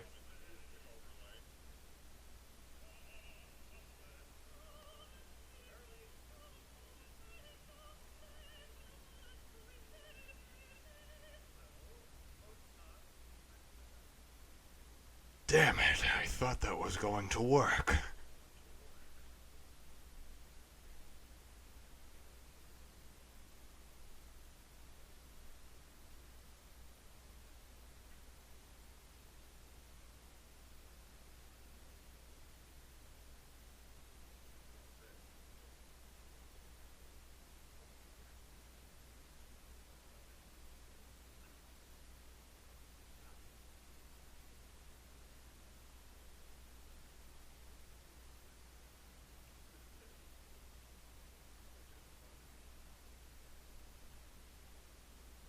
Oh, what is this now? Kapellmeister finds this very bouncy, but there cannot be any dancing in operas. Or whatever the hell is classified as ballet. And then the ballet dancers come out.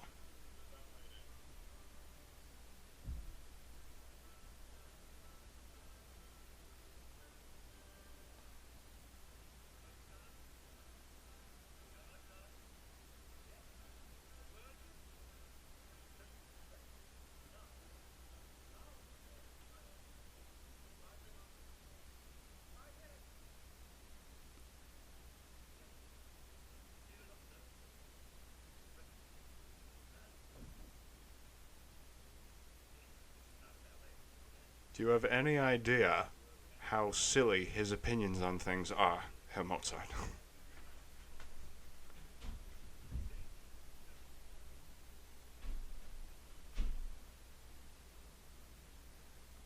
It's like, no, no, no, no, no, no, don't touch this beautiful music. So, what is the plan here exactly? The plan is now he has the score in his hands.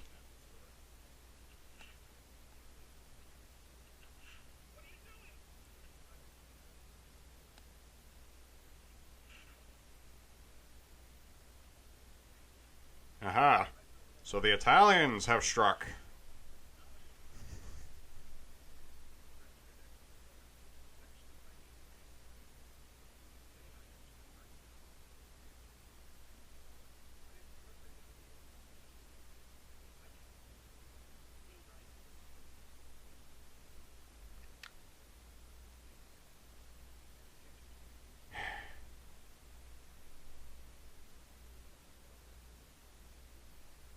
But I'm your friend.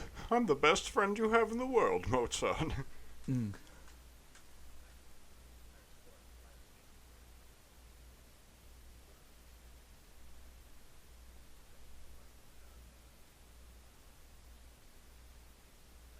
Yes, God. God. Our, you say? Yes. You and me, because I like you. I trust you.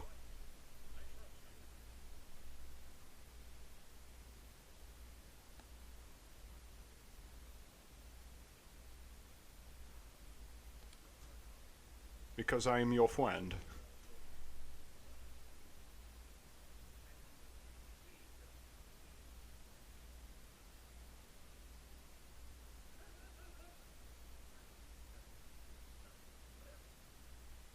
I mean, we kind of figured that, Salier. We know you. You're a two-faced motherfucker.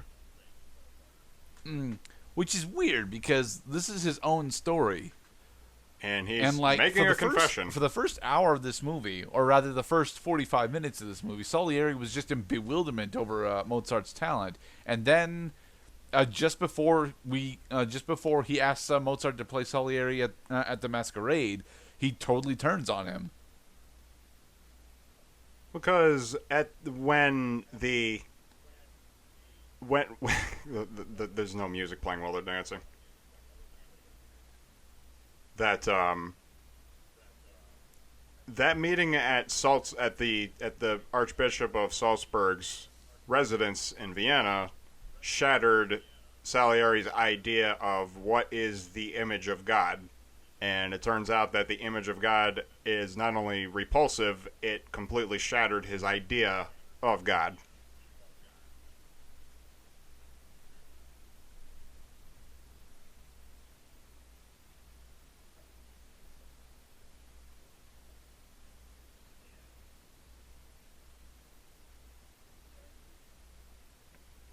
No.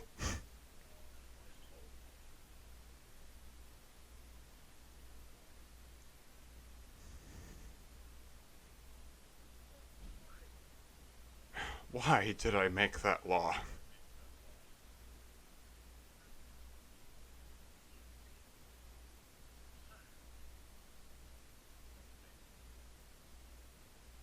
Yep, and only a mediocrity, like the Emperor of Austria, would turn on his own legislation.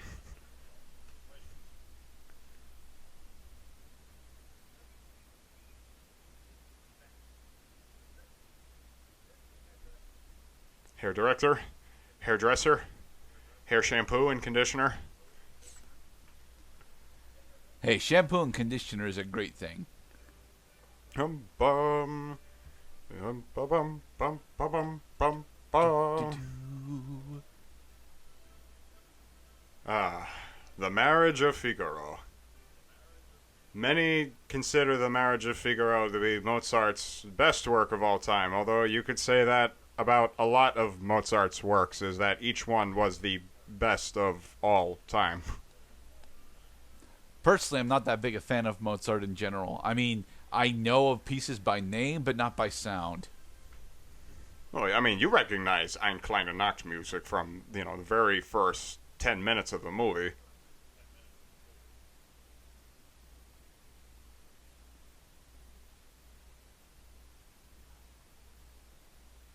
I came in my pants that night. I was beyond belief. I could not believe this sensation running down my leg.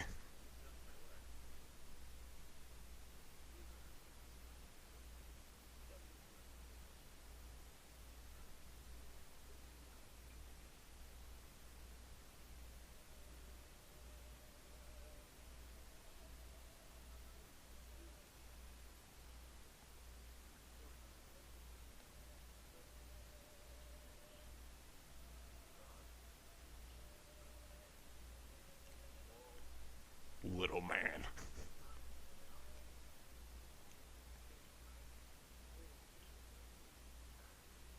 Oh, thank God I have this box all to myself. I need to change my trousers.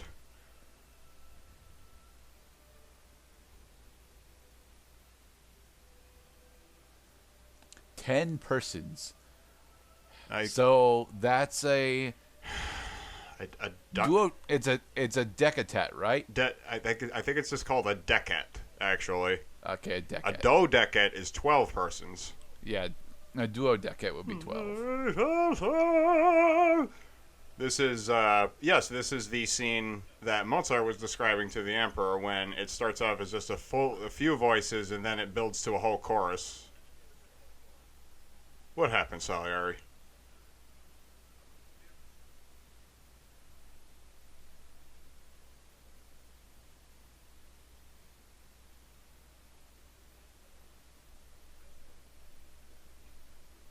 Rosenberg saw it. Kapellmeister Bono saw it.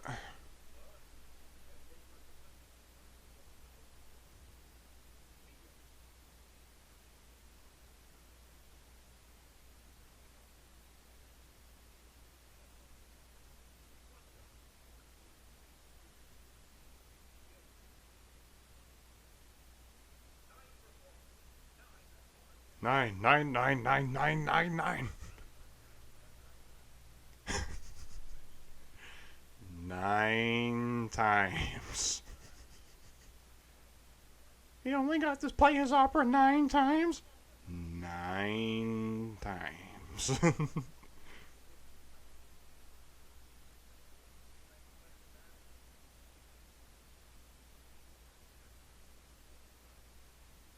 And this movie gives us 3. 4 hours for an opera. Nah, man, I'm not doing that shit. Well, I mean, okay, a full production of The Iceman Cometh by Eugene O'Neill is a 4-hour-long production. I personally can sit through that. Not a lot of people can, though. Look, I struggled to make it through Hamilton, and Hamilton was effectively what, 3 hours? Well, Alexander Hamilton? Yeah. I don't know. I don't even think I've heard of that movie. Oh, okay. Sorry.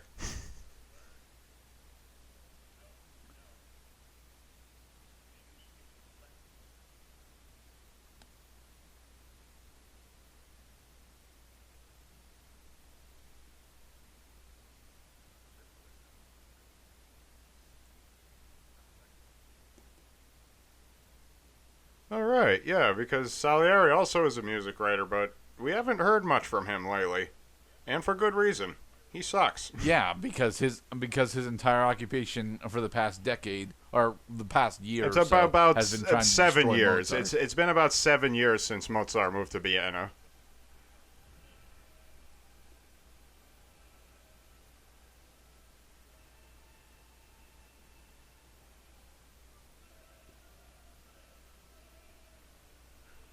We must pay royal tribute. Bring forth the talents of gold.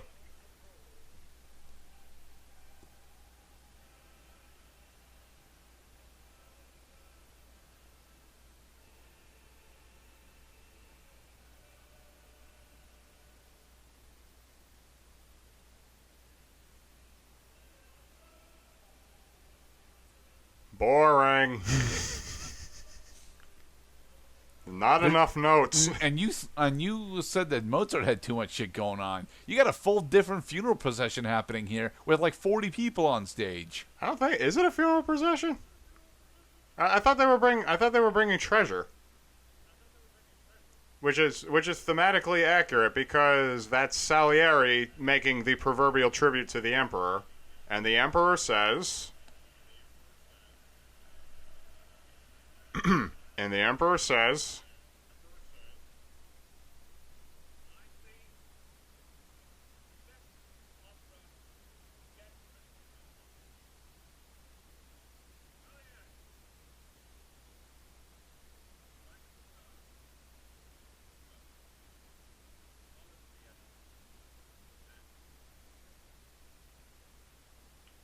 clap, everyone, clap.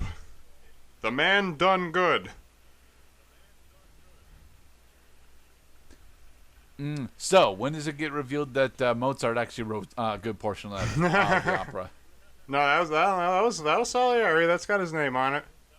Oh, does it ever have his name on it?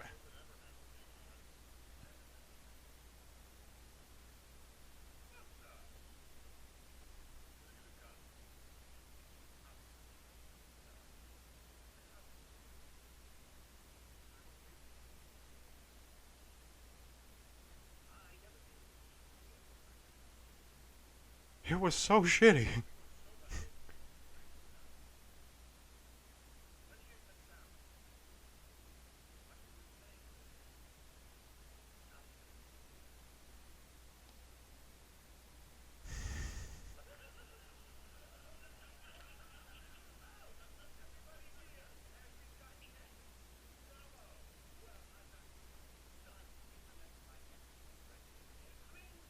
Chicken nader, chicken dinner.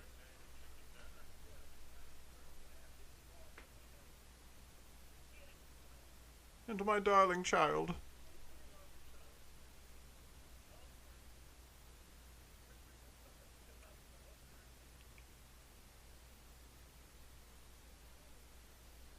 Sadness. Dun dun dun. Here's looking at you, shithead.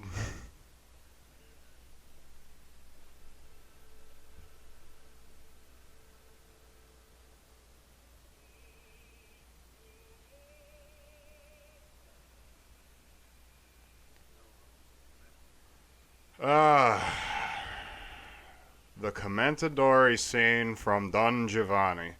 One of my favorite fucking vocal trios in probably any fucking thing I've ever heard. As performed with Neville Mariner conducting with St. Martin in the Fields.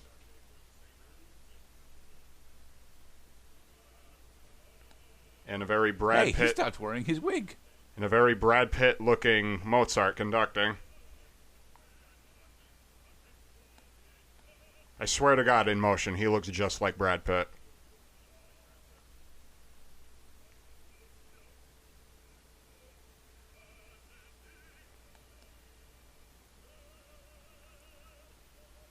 Oh. He's actually using stage directions in order to influence the story.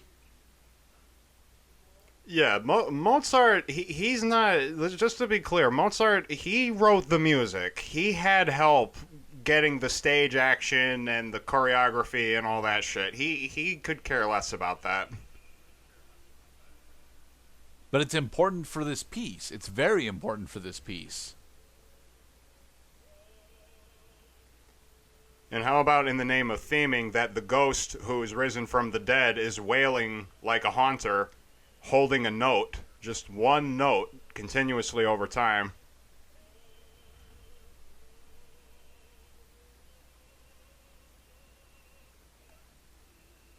And Salieri cannot believe he forgot to bring a spare change of clothes this time. I mean, he should have learned the last time. The spare changes of clothes in this time period are very expensive and difficult to transport because, again, it's like 4 fucking outfits you got to take off. You know, people are sweating their balls off this time. Although all of these wigs and hats and coats and overcoats have kept everybody warm during the winter.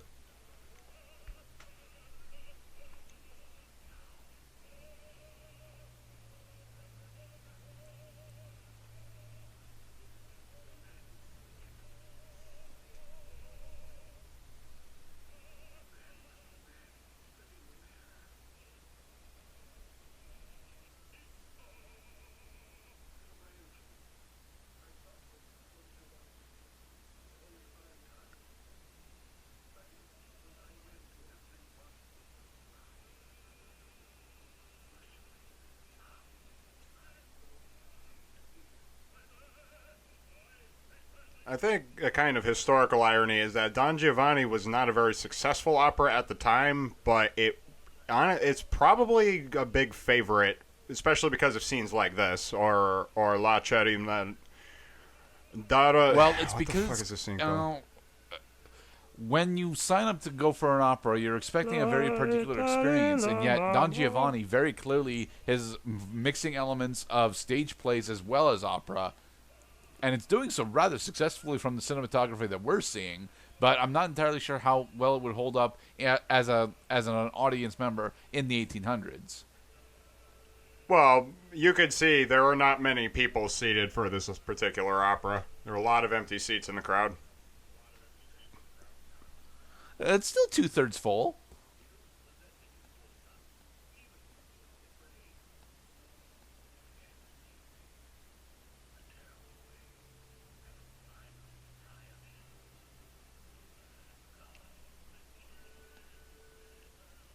And now bring out the devils.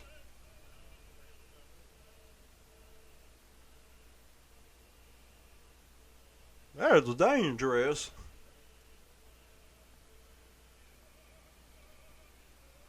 I do like that Don Giovanni is a thing. It's based on Don Juan, the classic that every culture knows Don Juan. He's the guy who's out to fuck your wife. And at the end of Don Giovanni, Don Juan is dragged into hell, where he belongs. And Laparello can't believe that his master is being taken by Satan.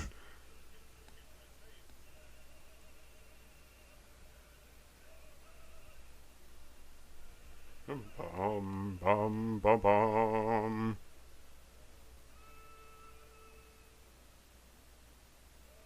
Fireworks. Hooks. Wires. That was not supposed to happen. That also was not supposed to happen. You sure? I kind of liked it. It was alright. Okay. No, if I had been an audience member, I would have like, holy shit, that was cool. You would have been. I We could had see fire you. dancers, and we had a fallen brick wall. We had the curtain get ripped off. You would have been like Shia LaBeouf standing. He's the only one sitting in the audience. He starts clapping. Yes. Yes. Okay, this is this is a very important piece of music right here. This is Piano Concerto number 20. The piano concertos So is this that the scheme or changed is this the funeral? everything. I'm sorry, Mr. Greta. What did you say? Is this the scheme or is this the funeral? This is the scheme. Okay. The scheme is before the funeral, because once the scheme is finished, then there will be a funeral.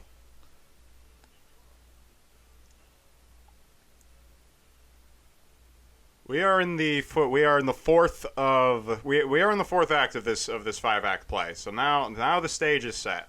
Salieri has gone completely fucking insane. He cannot stand the fact that he is watching beauty being snuffed out by his own influence into having Mozart's operas removed from theater, because he loves them so much, but he hates Mozart. So what does he do? He devises a plan on killing him once and for all. By reenacting Don Giovanni? That was very inspiring. Very inspiring. It's the opening chord of Don Giovanni.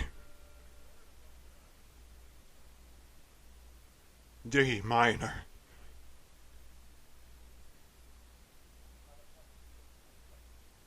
Dad? Is that you?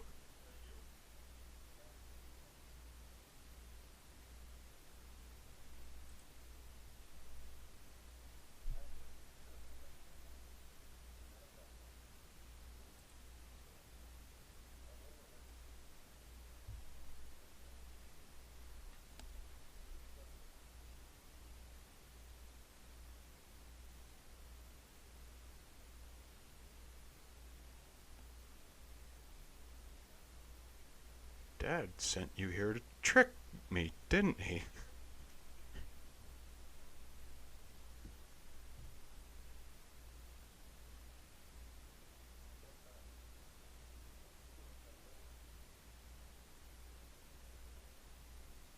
That's creepy. That's even creepier. Mm. So, because of my absolutely screwed up audio balance, what actually happened here? So, Salieri, in disguise, so Mozart did not know who he was, just paid him to commission a requiem mass for the dead, for an anonymous person who deserved a requiem mass. However, because of Salieri's trickery, now Mozart believes he's being haunted by his own father.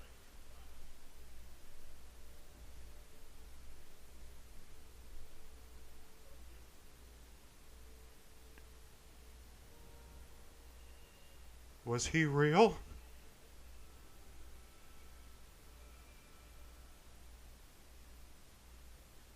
Ah, this scene.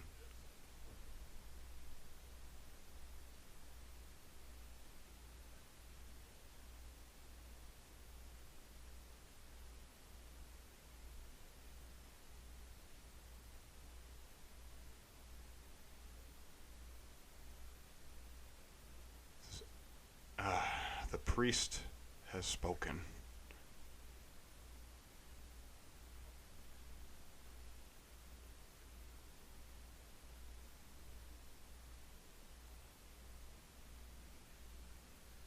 Say it. Music.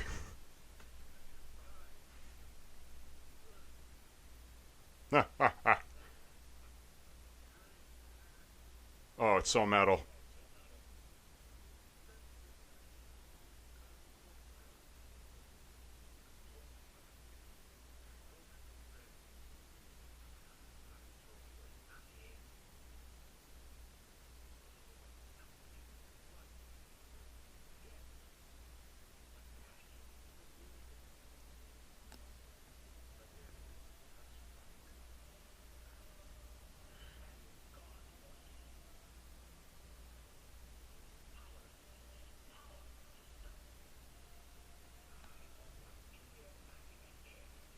You scared the man.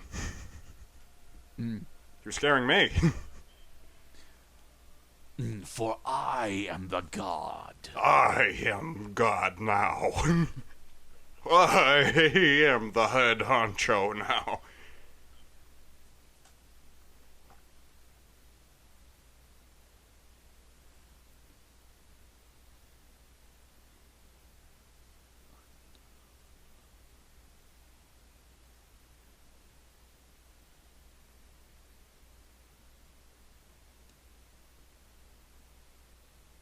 No, not with these innocent little hands. I could never hurt a fly. Oh yeah, they're speaking English right here.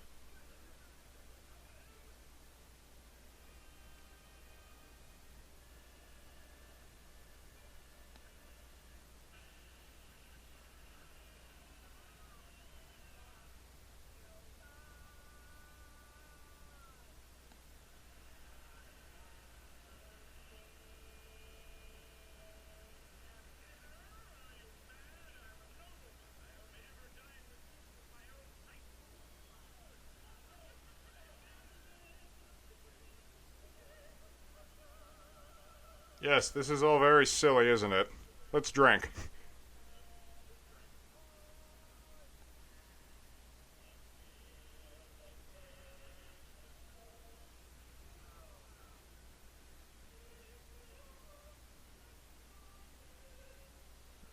Yeah, sing along, everybody. That's what you do while there are musicians playing. You sing along.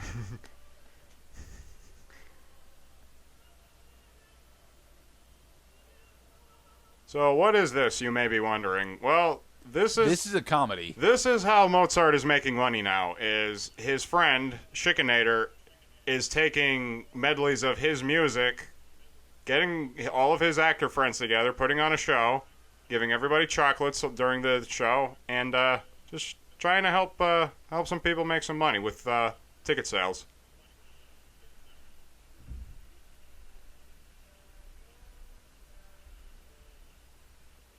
Gonna make a soprano stew. We're going to make a soprano stew. And when you make A soprano stew. So is that soup pot gonna be used for French people? Well, first we put in the pork, then the tomatoes, then the wine, and you get a horse.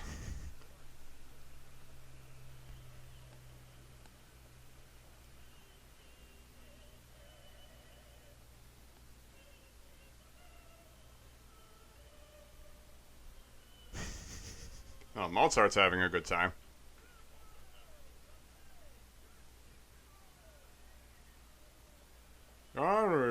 Feed the stupid horse hay. Pour the glitter. Make a wish, and sausage for everyone. Yay! Hey, you have a sausage. You have a sausage. And it shits wine. Champagne. That is a very large horse to be able to do that. And when you feed a horse an egg, what happens? Ah, what fun this is. It shits a pigeon.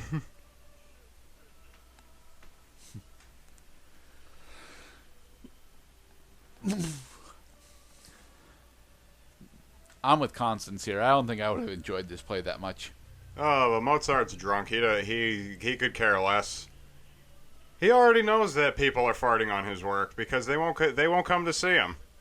He can't. He's not even playing at the royal. He's not even playing at the court. The place where all of his other operas were going, because not even the emperor is interested in seeing his music anymore. So he goes to a different theater, where the people are a little more commonplace and stupid.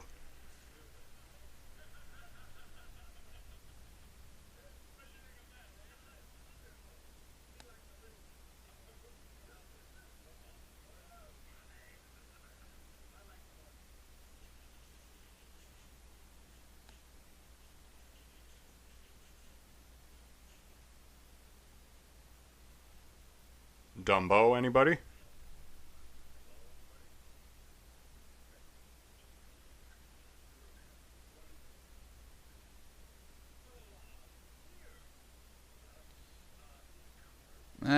Don Giovanni requires a much bigger stage with actual special effects, dude. I don't think your stage has actually got this kind of stuff that we need for it. Oh man, you should see like a modern performance of Don Giovanni, like of course the Commentaries scene, because that's probably the most interesting scene in the entire opera. Except maybe the scene when Don Juan actually kills the Commentatore at the beginning of the opera. A lot of special effects. Many lights, much makeup.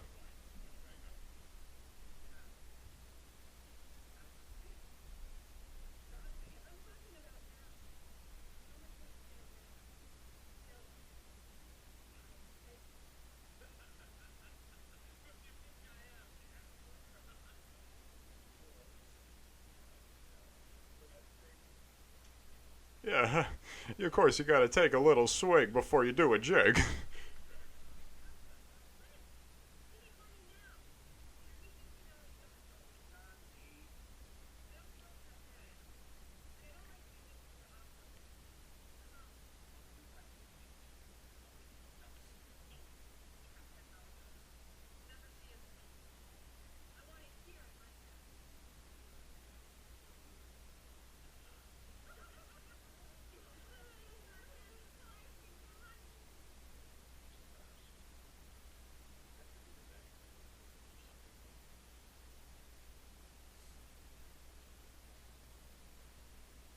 Added scene number 80 something.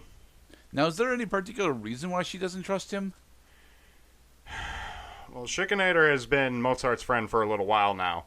But apparently being friends with Schikaneder has not helped him, well, suddenly start arriving drunk, disheveled, not properly dressed for a job interview.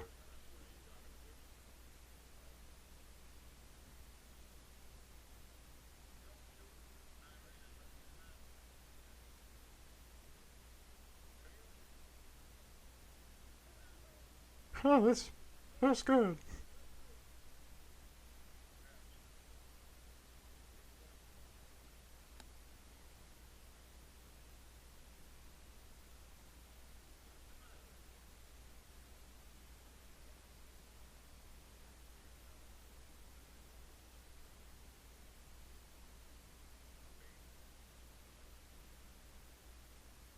Just a little, you know. Radio doesn't exist yet.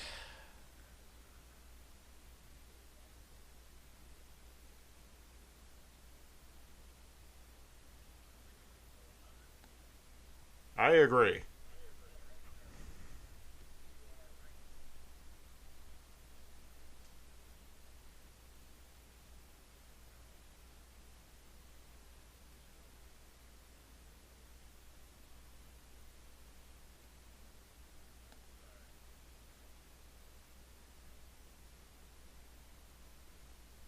No.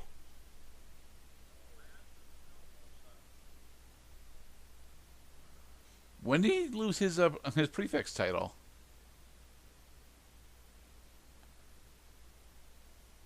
Hey, you got a pretty face.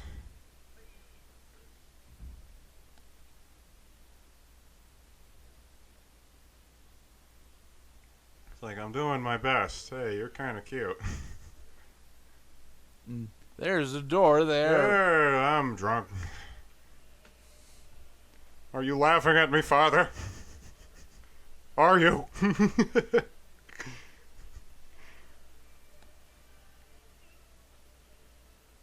I can't hear you. I'm too busy.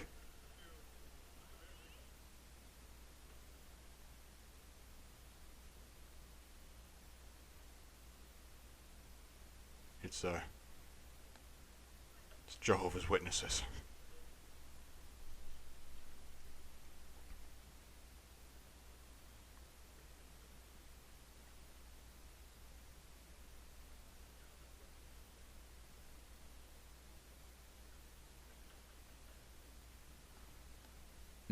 So, what kind of bill collector is it?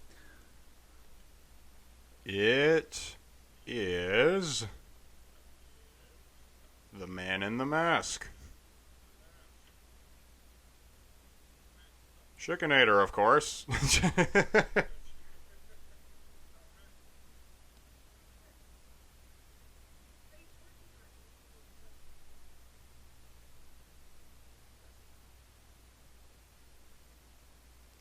See, Costanza can't read music, so she doesn't know that that's a completely different work than what Chickinator wanted Mozart to write.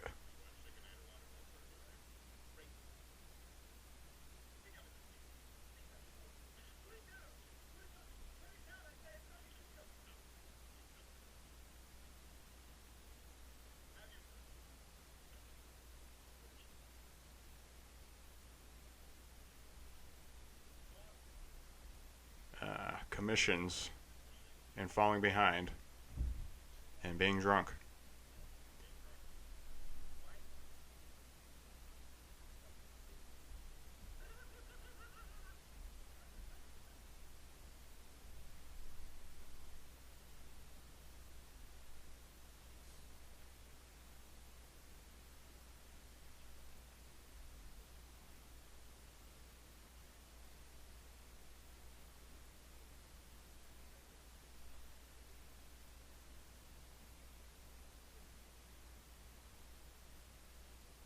Ha ha ha. So, you could just ask him, hey, I've got it. I need to be the one to compose it, though. I gotta You cool write with it that? down.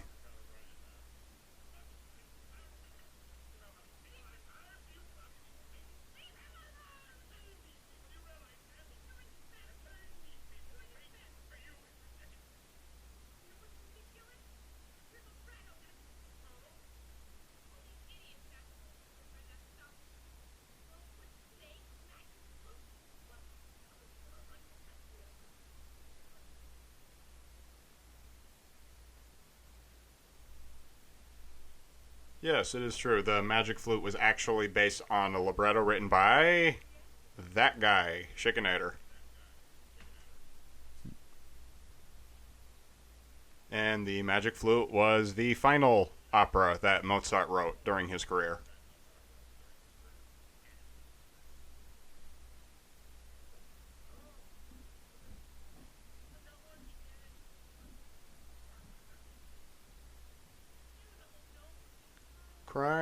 Crying women in the midst of knowing people with Mozart's proclivities towards women, it might make one uncomfortable.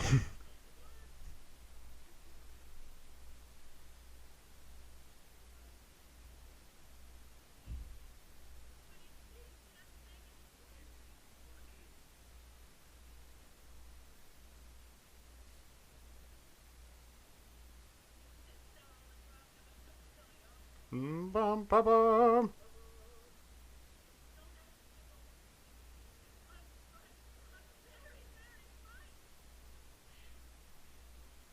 There's a big difference between an opera and a fucking requiem mass. Mm. And a vaudeville, but you know we're not supposed to know what those terms mean. Well, vaudeville is just it's a lighthearted. Vaudeville just means like well, let's see. Well, The Marriage of Figaro is not a vaudeville because that was based on Figaro the play. Don Giovanni was not a vaudeville because it's based on the Don Juan myth. But The Magic Flute is a vaudeville because it's an original piece written by Schikaneder, including made-up characters, imaginary situations, and a lot of magic and whimsy. Kind of makes it fun for the whole family.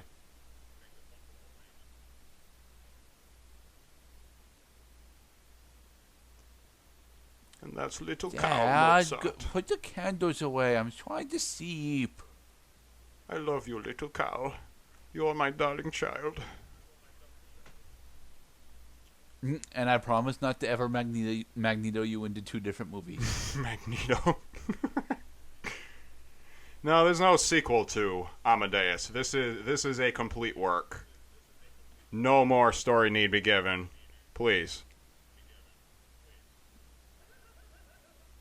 Kiss my ass, old man.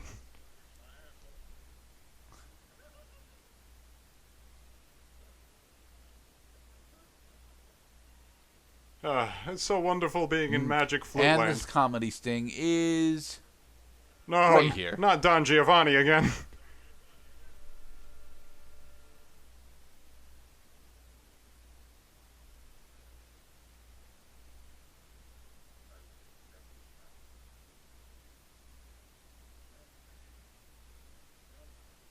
Because you're the only guy who's given me any money.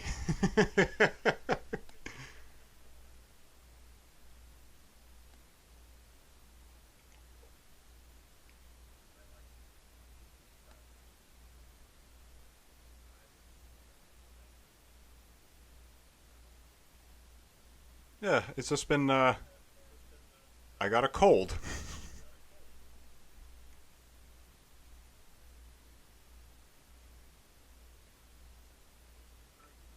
The sooner you're finished, the quicker I get to kill you.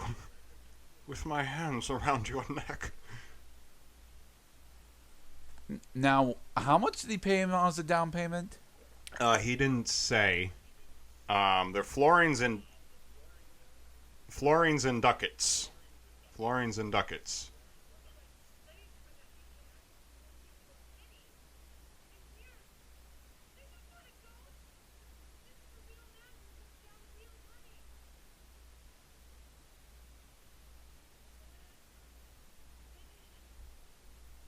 Because it's not done yet. Well, that is the quality of not having finished, is that it's not done, Mr. Gerdat.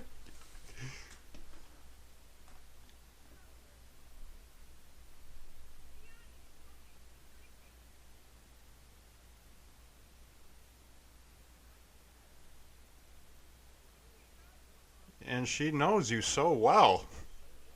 She knows that the ghost of his father's tormenting him.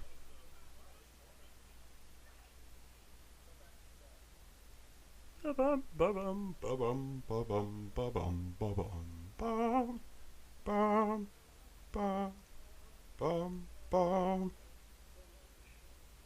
The Rex Tremende from Mozart's Requiem Mass in D minor.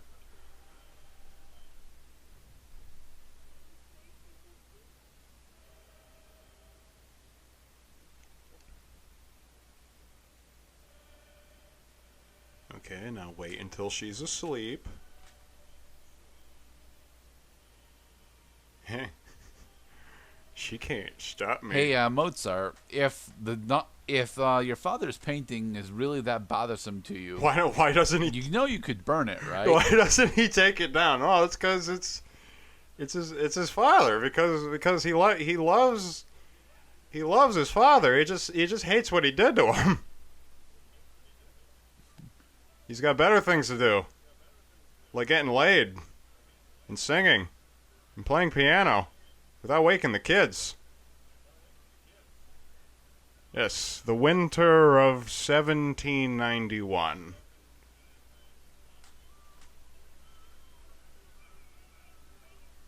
Bang on that box.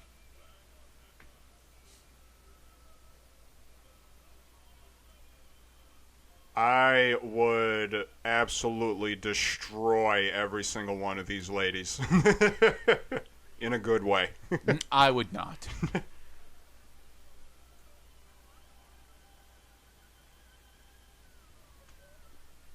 Loves me a lady who's got them pipes. That beautiful singing voice.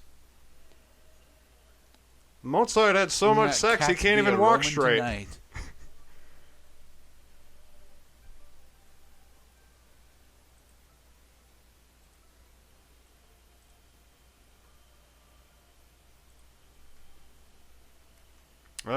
Shoveling sidewalks, got to shovel some more.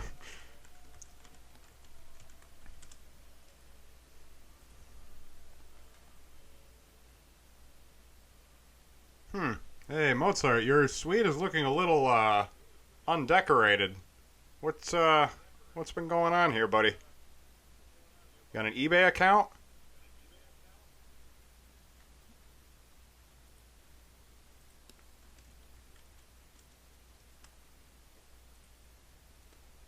She's gone. My socks. My pants. My child. My shoes. My watch.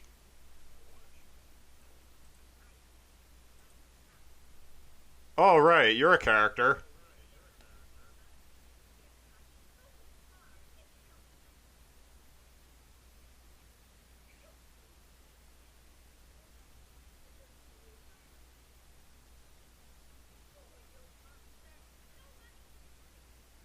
I like her voice.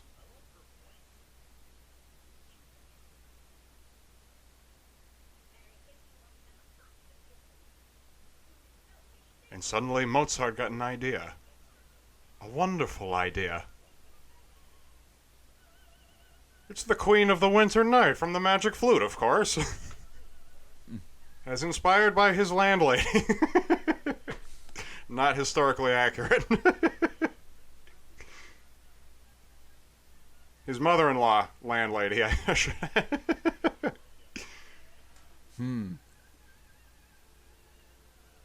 But this is mostly just a sequence of trilling notes. This isn't actually a dialogue scene. Oh, you ain't heard nothing yet.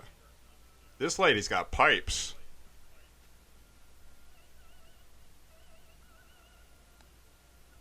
And of course, Salieri is in as much secrecy as he can, showing up at a commoners theater.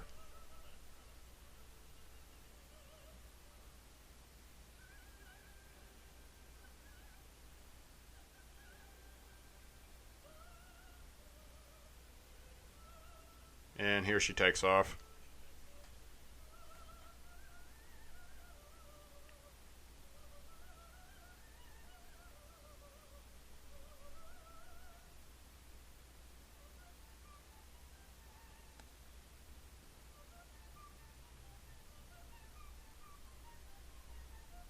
Young man, that's enough. Sir, so move along, please. Move along, children. There's nothing to see here. Enjoy the show, everybody.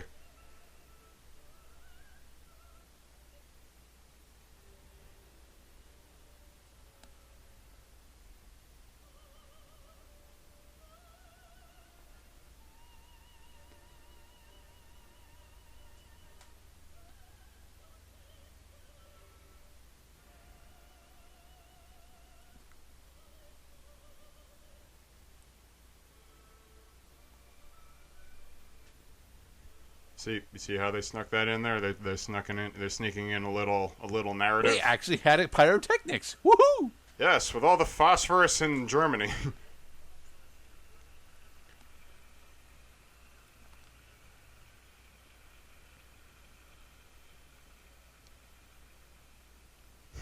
See, he's not actually hitting the bells. That's Mozart. Mozart's making the noise of the bells.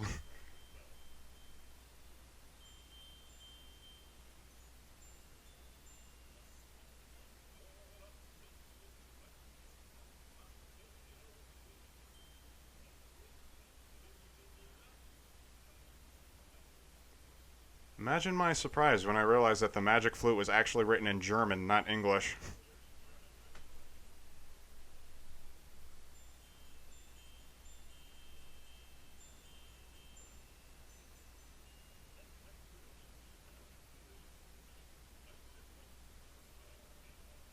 Well, that's never happened before. So, is this where Mozart dies from, quote unquote, exhaustion? Well, they're trying to revive him right now. And the parody conductor has taken notice that his piano player was not seated, and Papageno was breaking character. See, there are black people in this movie. Isn't that the first black person we've seen in this movie? Well, yeah, because we're in Austria, goddammit, not Nigeria. Oh, right.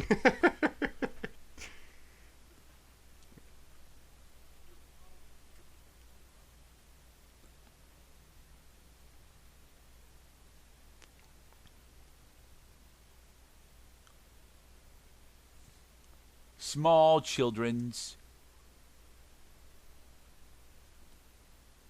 Passed out bastard.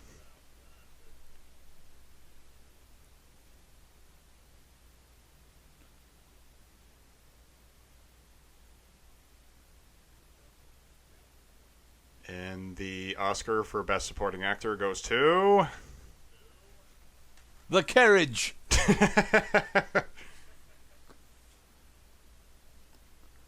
I mean, it's a very wooden performance, but it supports the movie very nicely.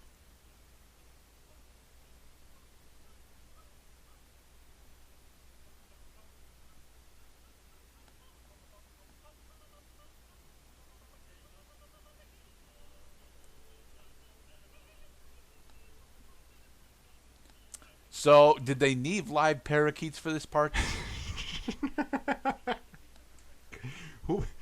Who put the parakeet on the script?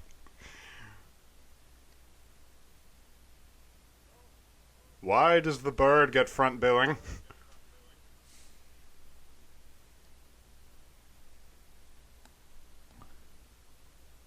All right, now about that part where I get to kill you finally. The priest is just slowly nodding in his head like, yes, tell me more. I approached his corpse by candlelight, pondering the method of which I would use to extinguish God's creature from this world.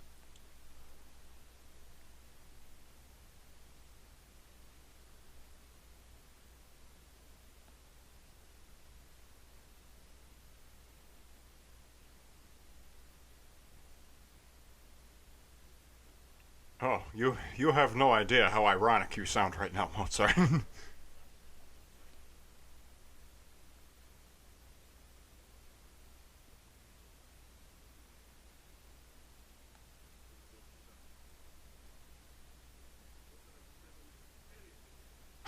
I would take your score and put it on my fridge.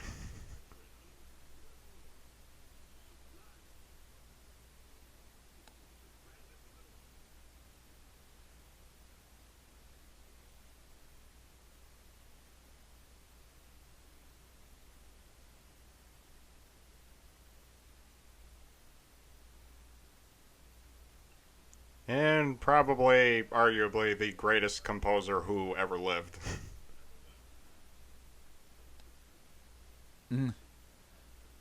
Did Flea ever compose his own bass riffs? Of course he composed his own bass riffs. He's a bassist. For you see, every great composer also was a great musician.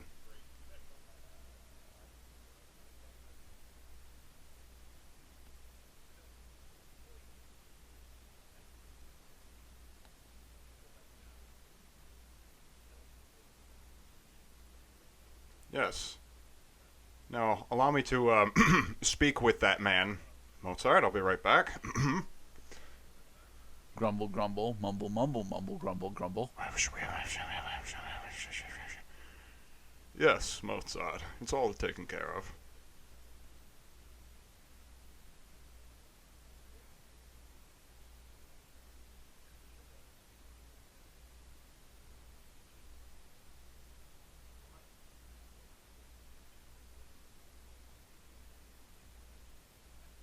Yes, Dizzy.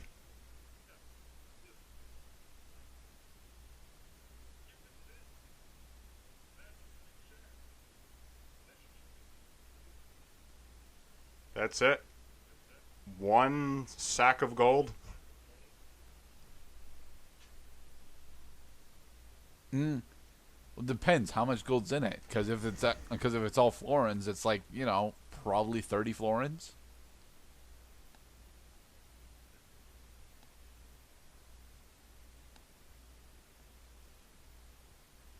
Don't throw it. Just hand it to him.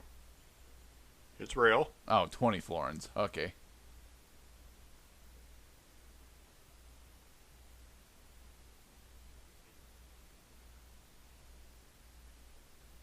Yes, Salieri. Keep the ruse going.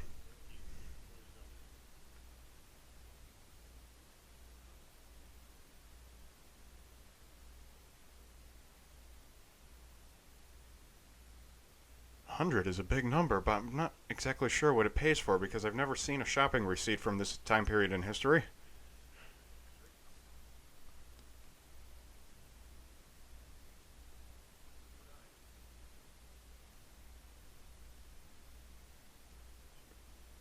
Nice sweat effects on his forehead.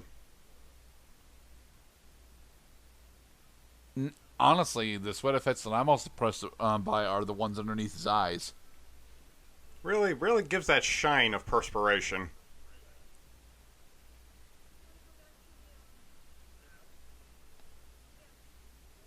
Why do you want to know why?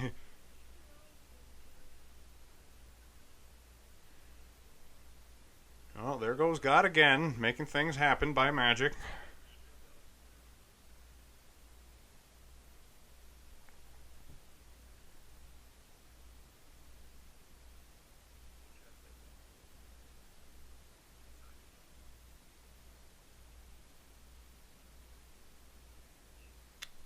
The Confutatis Maledictis from the Requiem Mass.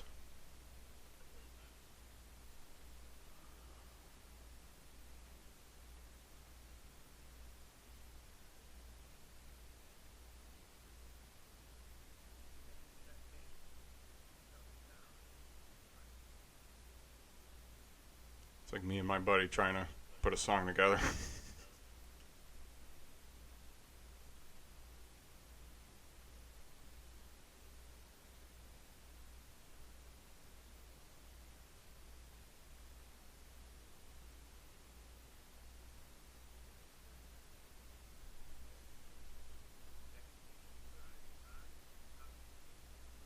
See, he's drunk. Can't even remember what the time meter is.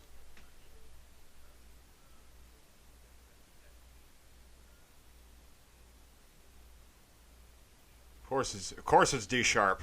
The fuck do you think? Is it fucking selling crackers? Fucking D sharp telling me.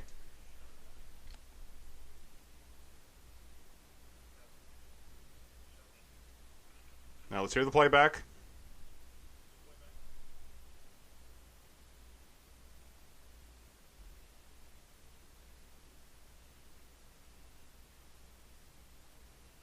There's lots of pauses in this piece. this is a description of only one vocal track. There are other tracks too.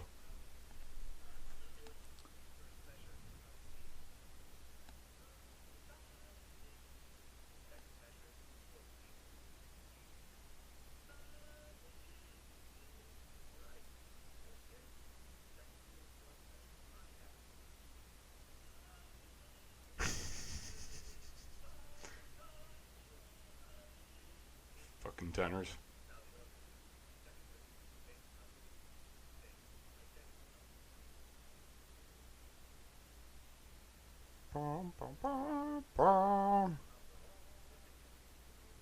You're not saying things. I can't write them.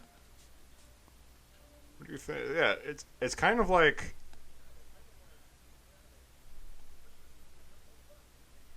See, Salieri's already confused.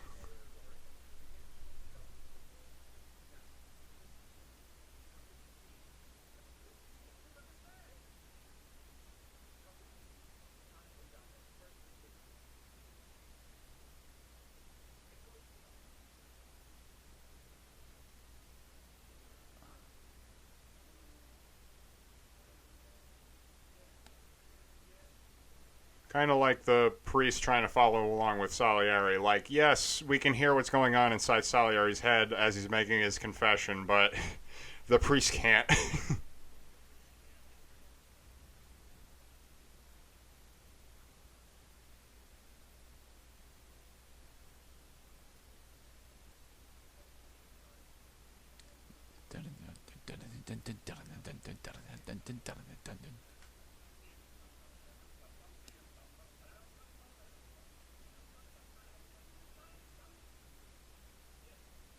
Yes, I'm glad you know how it goes before I even really described it to you, but that's okay.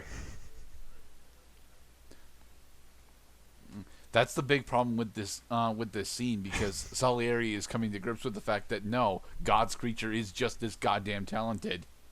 Yeah, because he can. The God's creature is so talented that he doesn't even have to make the music happen himself. He can describe it to somebody. And now the sotto voce section after the opening.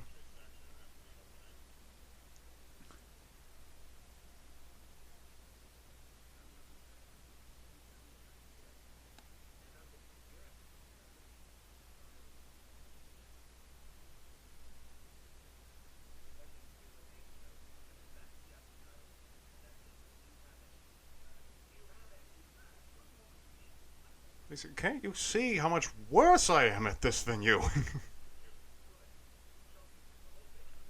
Us mere mortals have to work."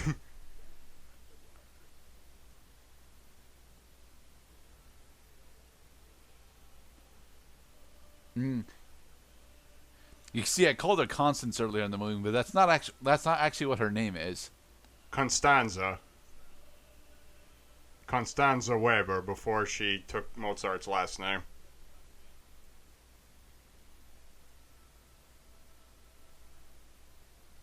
Oh my god, it brings me back. You spend all this time sweating over a score, and then you finally hit that play button to hear what you've created, just to see what comes next. So the montage continues. Mozart sweats into the night, continuing to dictate how the Confutatis Maledictis ends, going into the other sections of Mozart's Requiem Mass.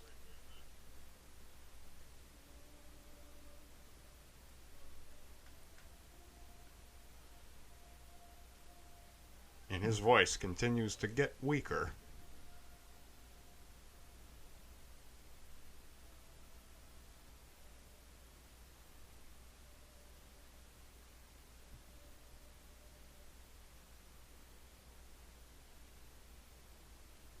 Gonna need some more candle wax there, gentlemen. Well, they've been burning those candles all throughout the night, so.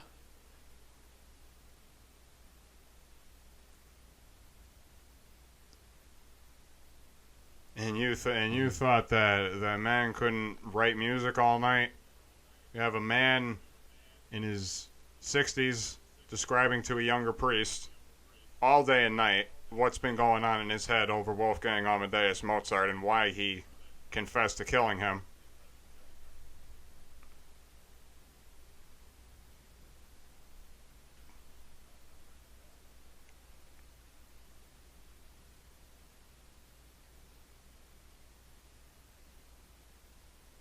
No, please. Let's finish. My scheme. My scheme. Salieri, I've been dead for 2 hours. I'm taking a nap. Go away. Is it? Yeah, you got a point there. He's been dead this whole time. Because it's told in post.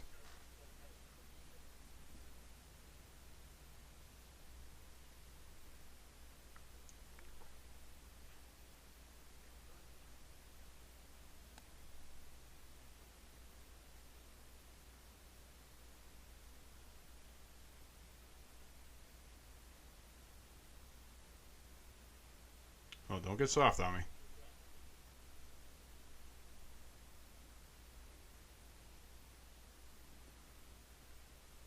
Alright, Act 5, Scene 4? We are nearing the end of this We movie. are nearing finally. the end of the movie. We thank you for sticking around for the entirety, and now we get to see the finale of Amadeus.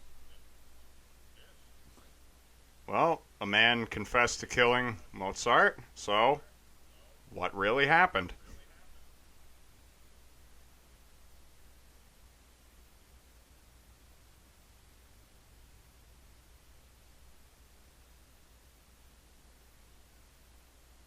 Little Karl Mozart.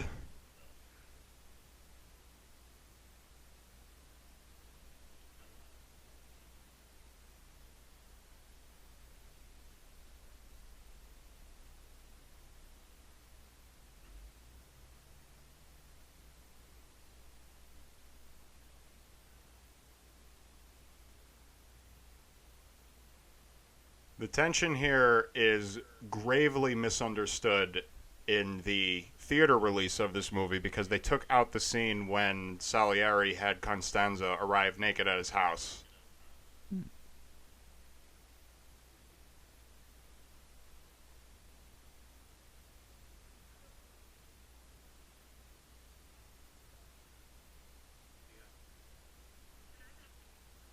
Look, Mommy, money.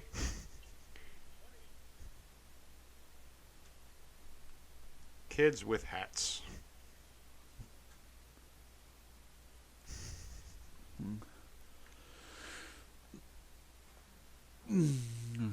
Ah.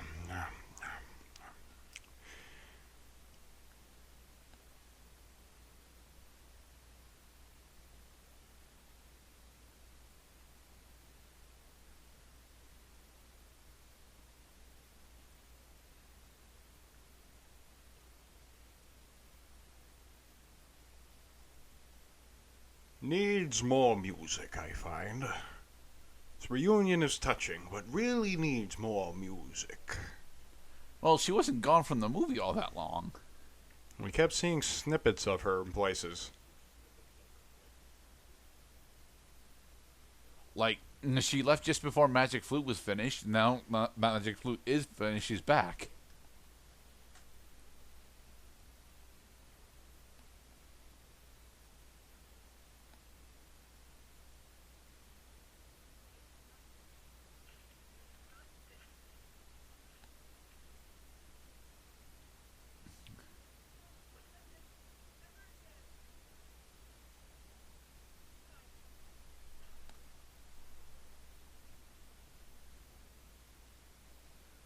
Ah, how very funny.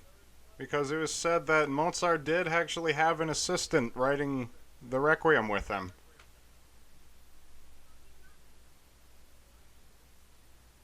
No, not the Oh, please. Requiem. Please don't lock it. No. My masterpiece. Oh, okay. It's not in the fireplace. It's in the closet. All right.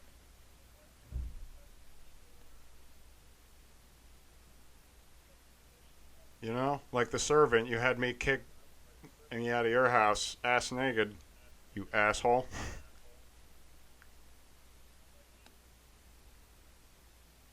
Ah, little cow Mozart, you are so cute.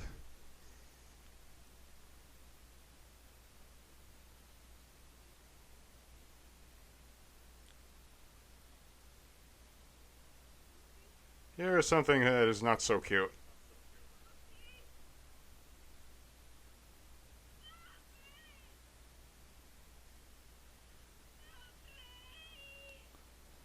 And so Wolfgang Amadeus Mozart has become a victim of exhaustion. Exhaustion, fever. He was definitely sick with something. He died during the winter. It was cold. He was drunk. He was drinking all the time. The dude didn't take care of himself. He died at the age of 35. He spent more time writing music than taking care of his own body. Everybody knew this about him. And that's probably why there will never again be another Wolfgang Amadeus Mozart. The man literally sacrificed his life to creating, according to the Kerschel catalog, about 660 individual pieces of work. Of which about 10 survived. No, they all survived. I mean, people are still, like, leafing through it. Some of them might not even been discovered yet. And, also a matter of historical accuracy is that just as this music is playing, the Lacrimosa, again from the Requiem Mass, was played for Mozart's wife and his son at the funeral. And it's about 55 minutes of music. You know, that seems extremely disrespectful in the context of this movie. I believe the performers who did the Requiem Mass, they did it for free because they felt bad. They felt bad for the widowed Mozart. It's not a matter of the financial burden. It's a matter of the fact that this is the piece of music that killed her husband. Which also is anecdotally consistent with what the tales tell us, is that Mozart himself might have been quoted by his wife saying that he was writing not someone else's Requiem Mass, but his own Requiem Mass. And as it turns out, yeah, he did. That is a very poorly made coffin. Well, they're not burying because it. It's not supposed to hold a body.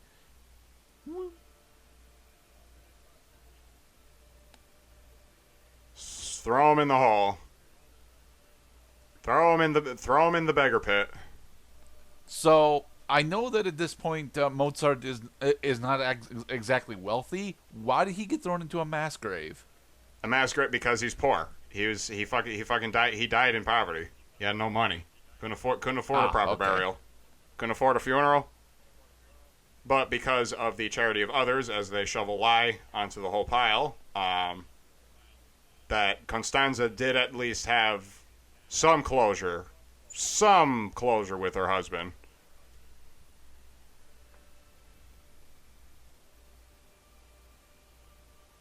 Aren't they supposed to No, that's right. They need to fill up the hole with a bit more bodies first.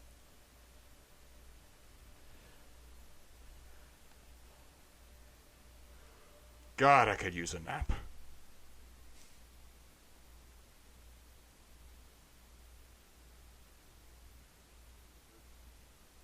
Yes, it's been a long time since we've actually seen Old Man Salieri on screen. Let's talk with him one last time, shall we?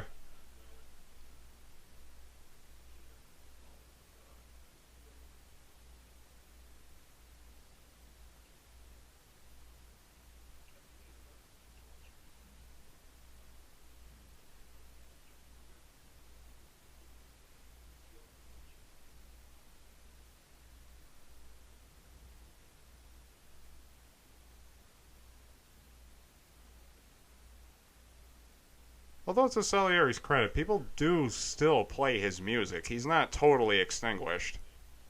I've heard recordings of his music outside of this movie on the radio.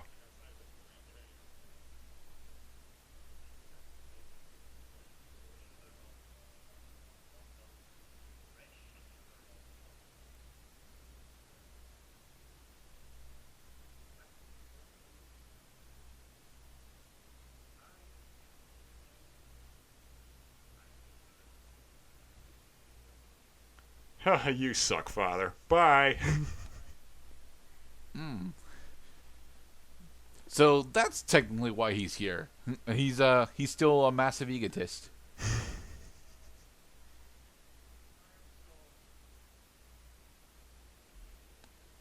No, because if the character Salieri had a humble bone in his body, he would not be driven to the point of suicide.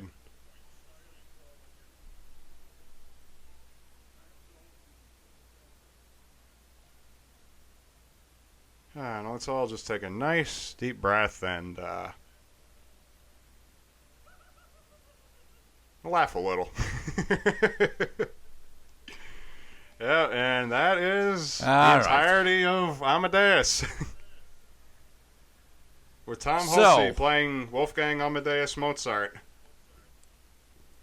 I gotta say, this was a better movie than I was expecting it to be.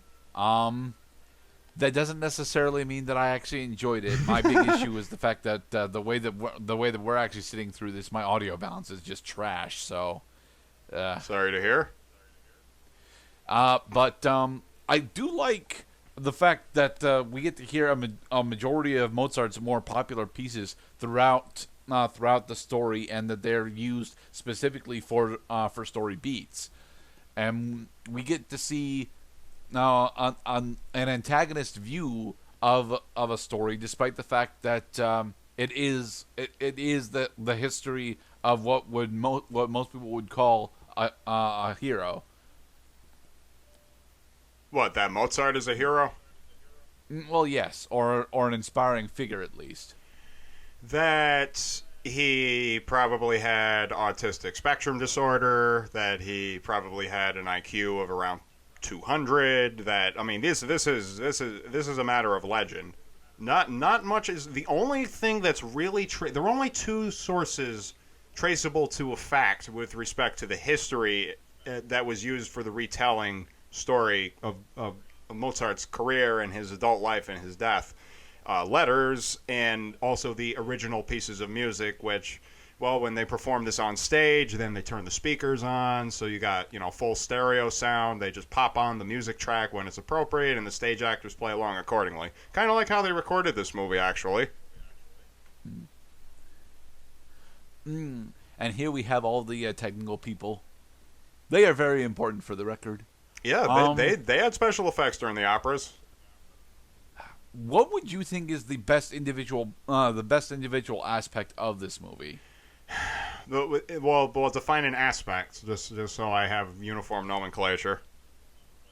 No, I can't do that because you can't define an aspect. Okay, I have difficulty pinning down what would qualify as an individual aspect, as aspects of a film usually go hand in hand and steroid or prop up other aspects of the movie. Okay, so my favorite thing about this movie on the subject of aspects is that it's a goddamn good story. Like, I'm usually pulled in by Salieri's struggle with the glaring contradiction that a human being that becomes whom he considers God's instrument on earth turns out to be an ugly creature. Yeah, I totally get that.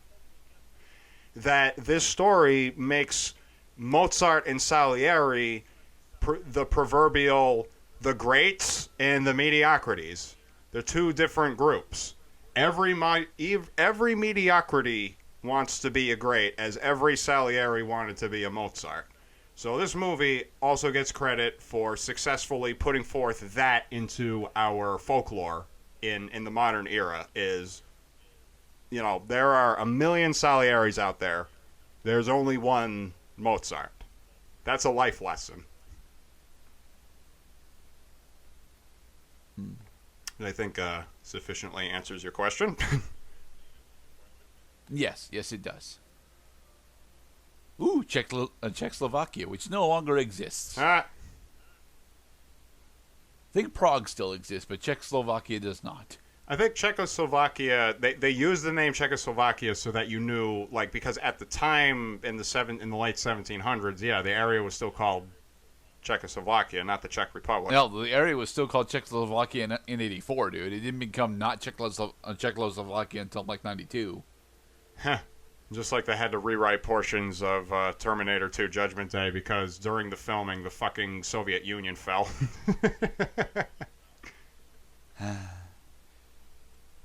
Honestly, from what I experienced, my favorite aspect of this might actually be the framing device. I understand that it's a bit distracting here and there, but the framing device of it being the antagonist view of what others would call a hero or inspiring figure, honestly works for me really well. Well, that's good.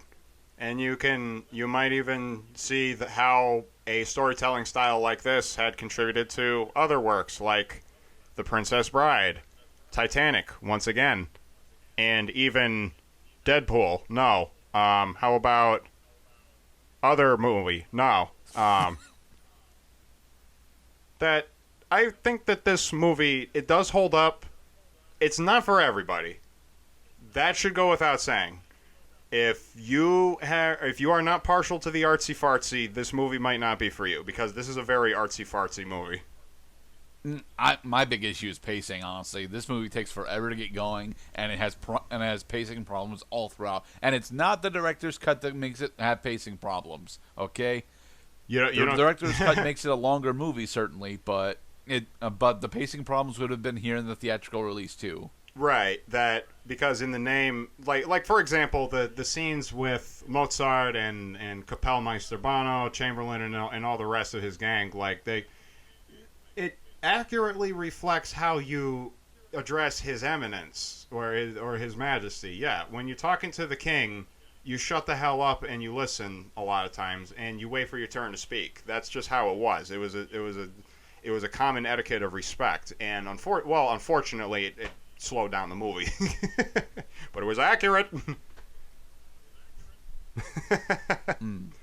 All right, so this has been us commentating or attempting to commentate over Amadeus from 1984, the director's cut. It is actually a really good movie. I personally recommend that if you are into music history or if you are a fan of classical music, that you go out and see it yourselves. If you do not already have a copy, because, well, your parents probably have a copy because it was 84, but yeah. What do you recommend this movie, right, Mr. Cloud? Oh, yes. No, to my dying breath, I'm going to be the old man in the chair, continuing to tell my confession is I adore this movie.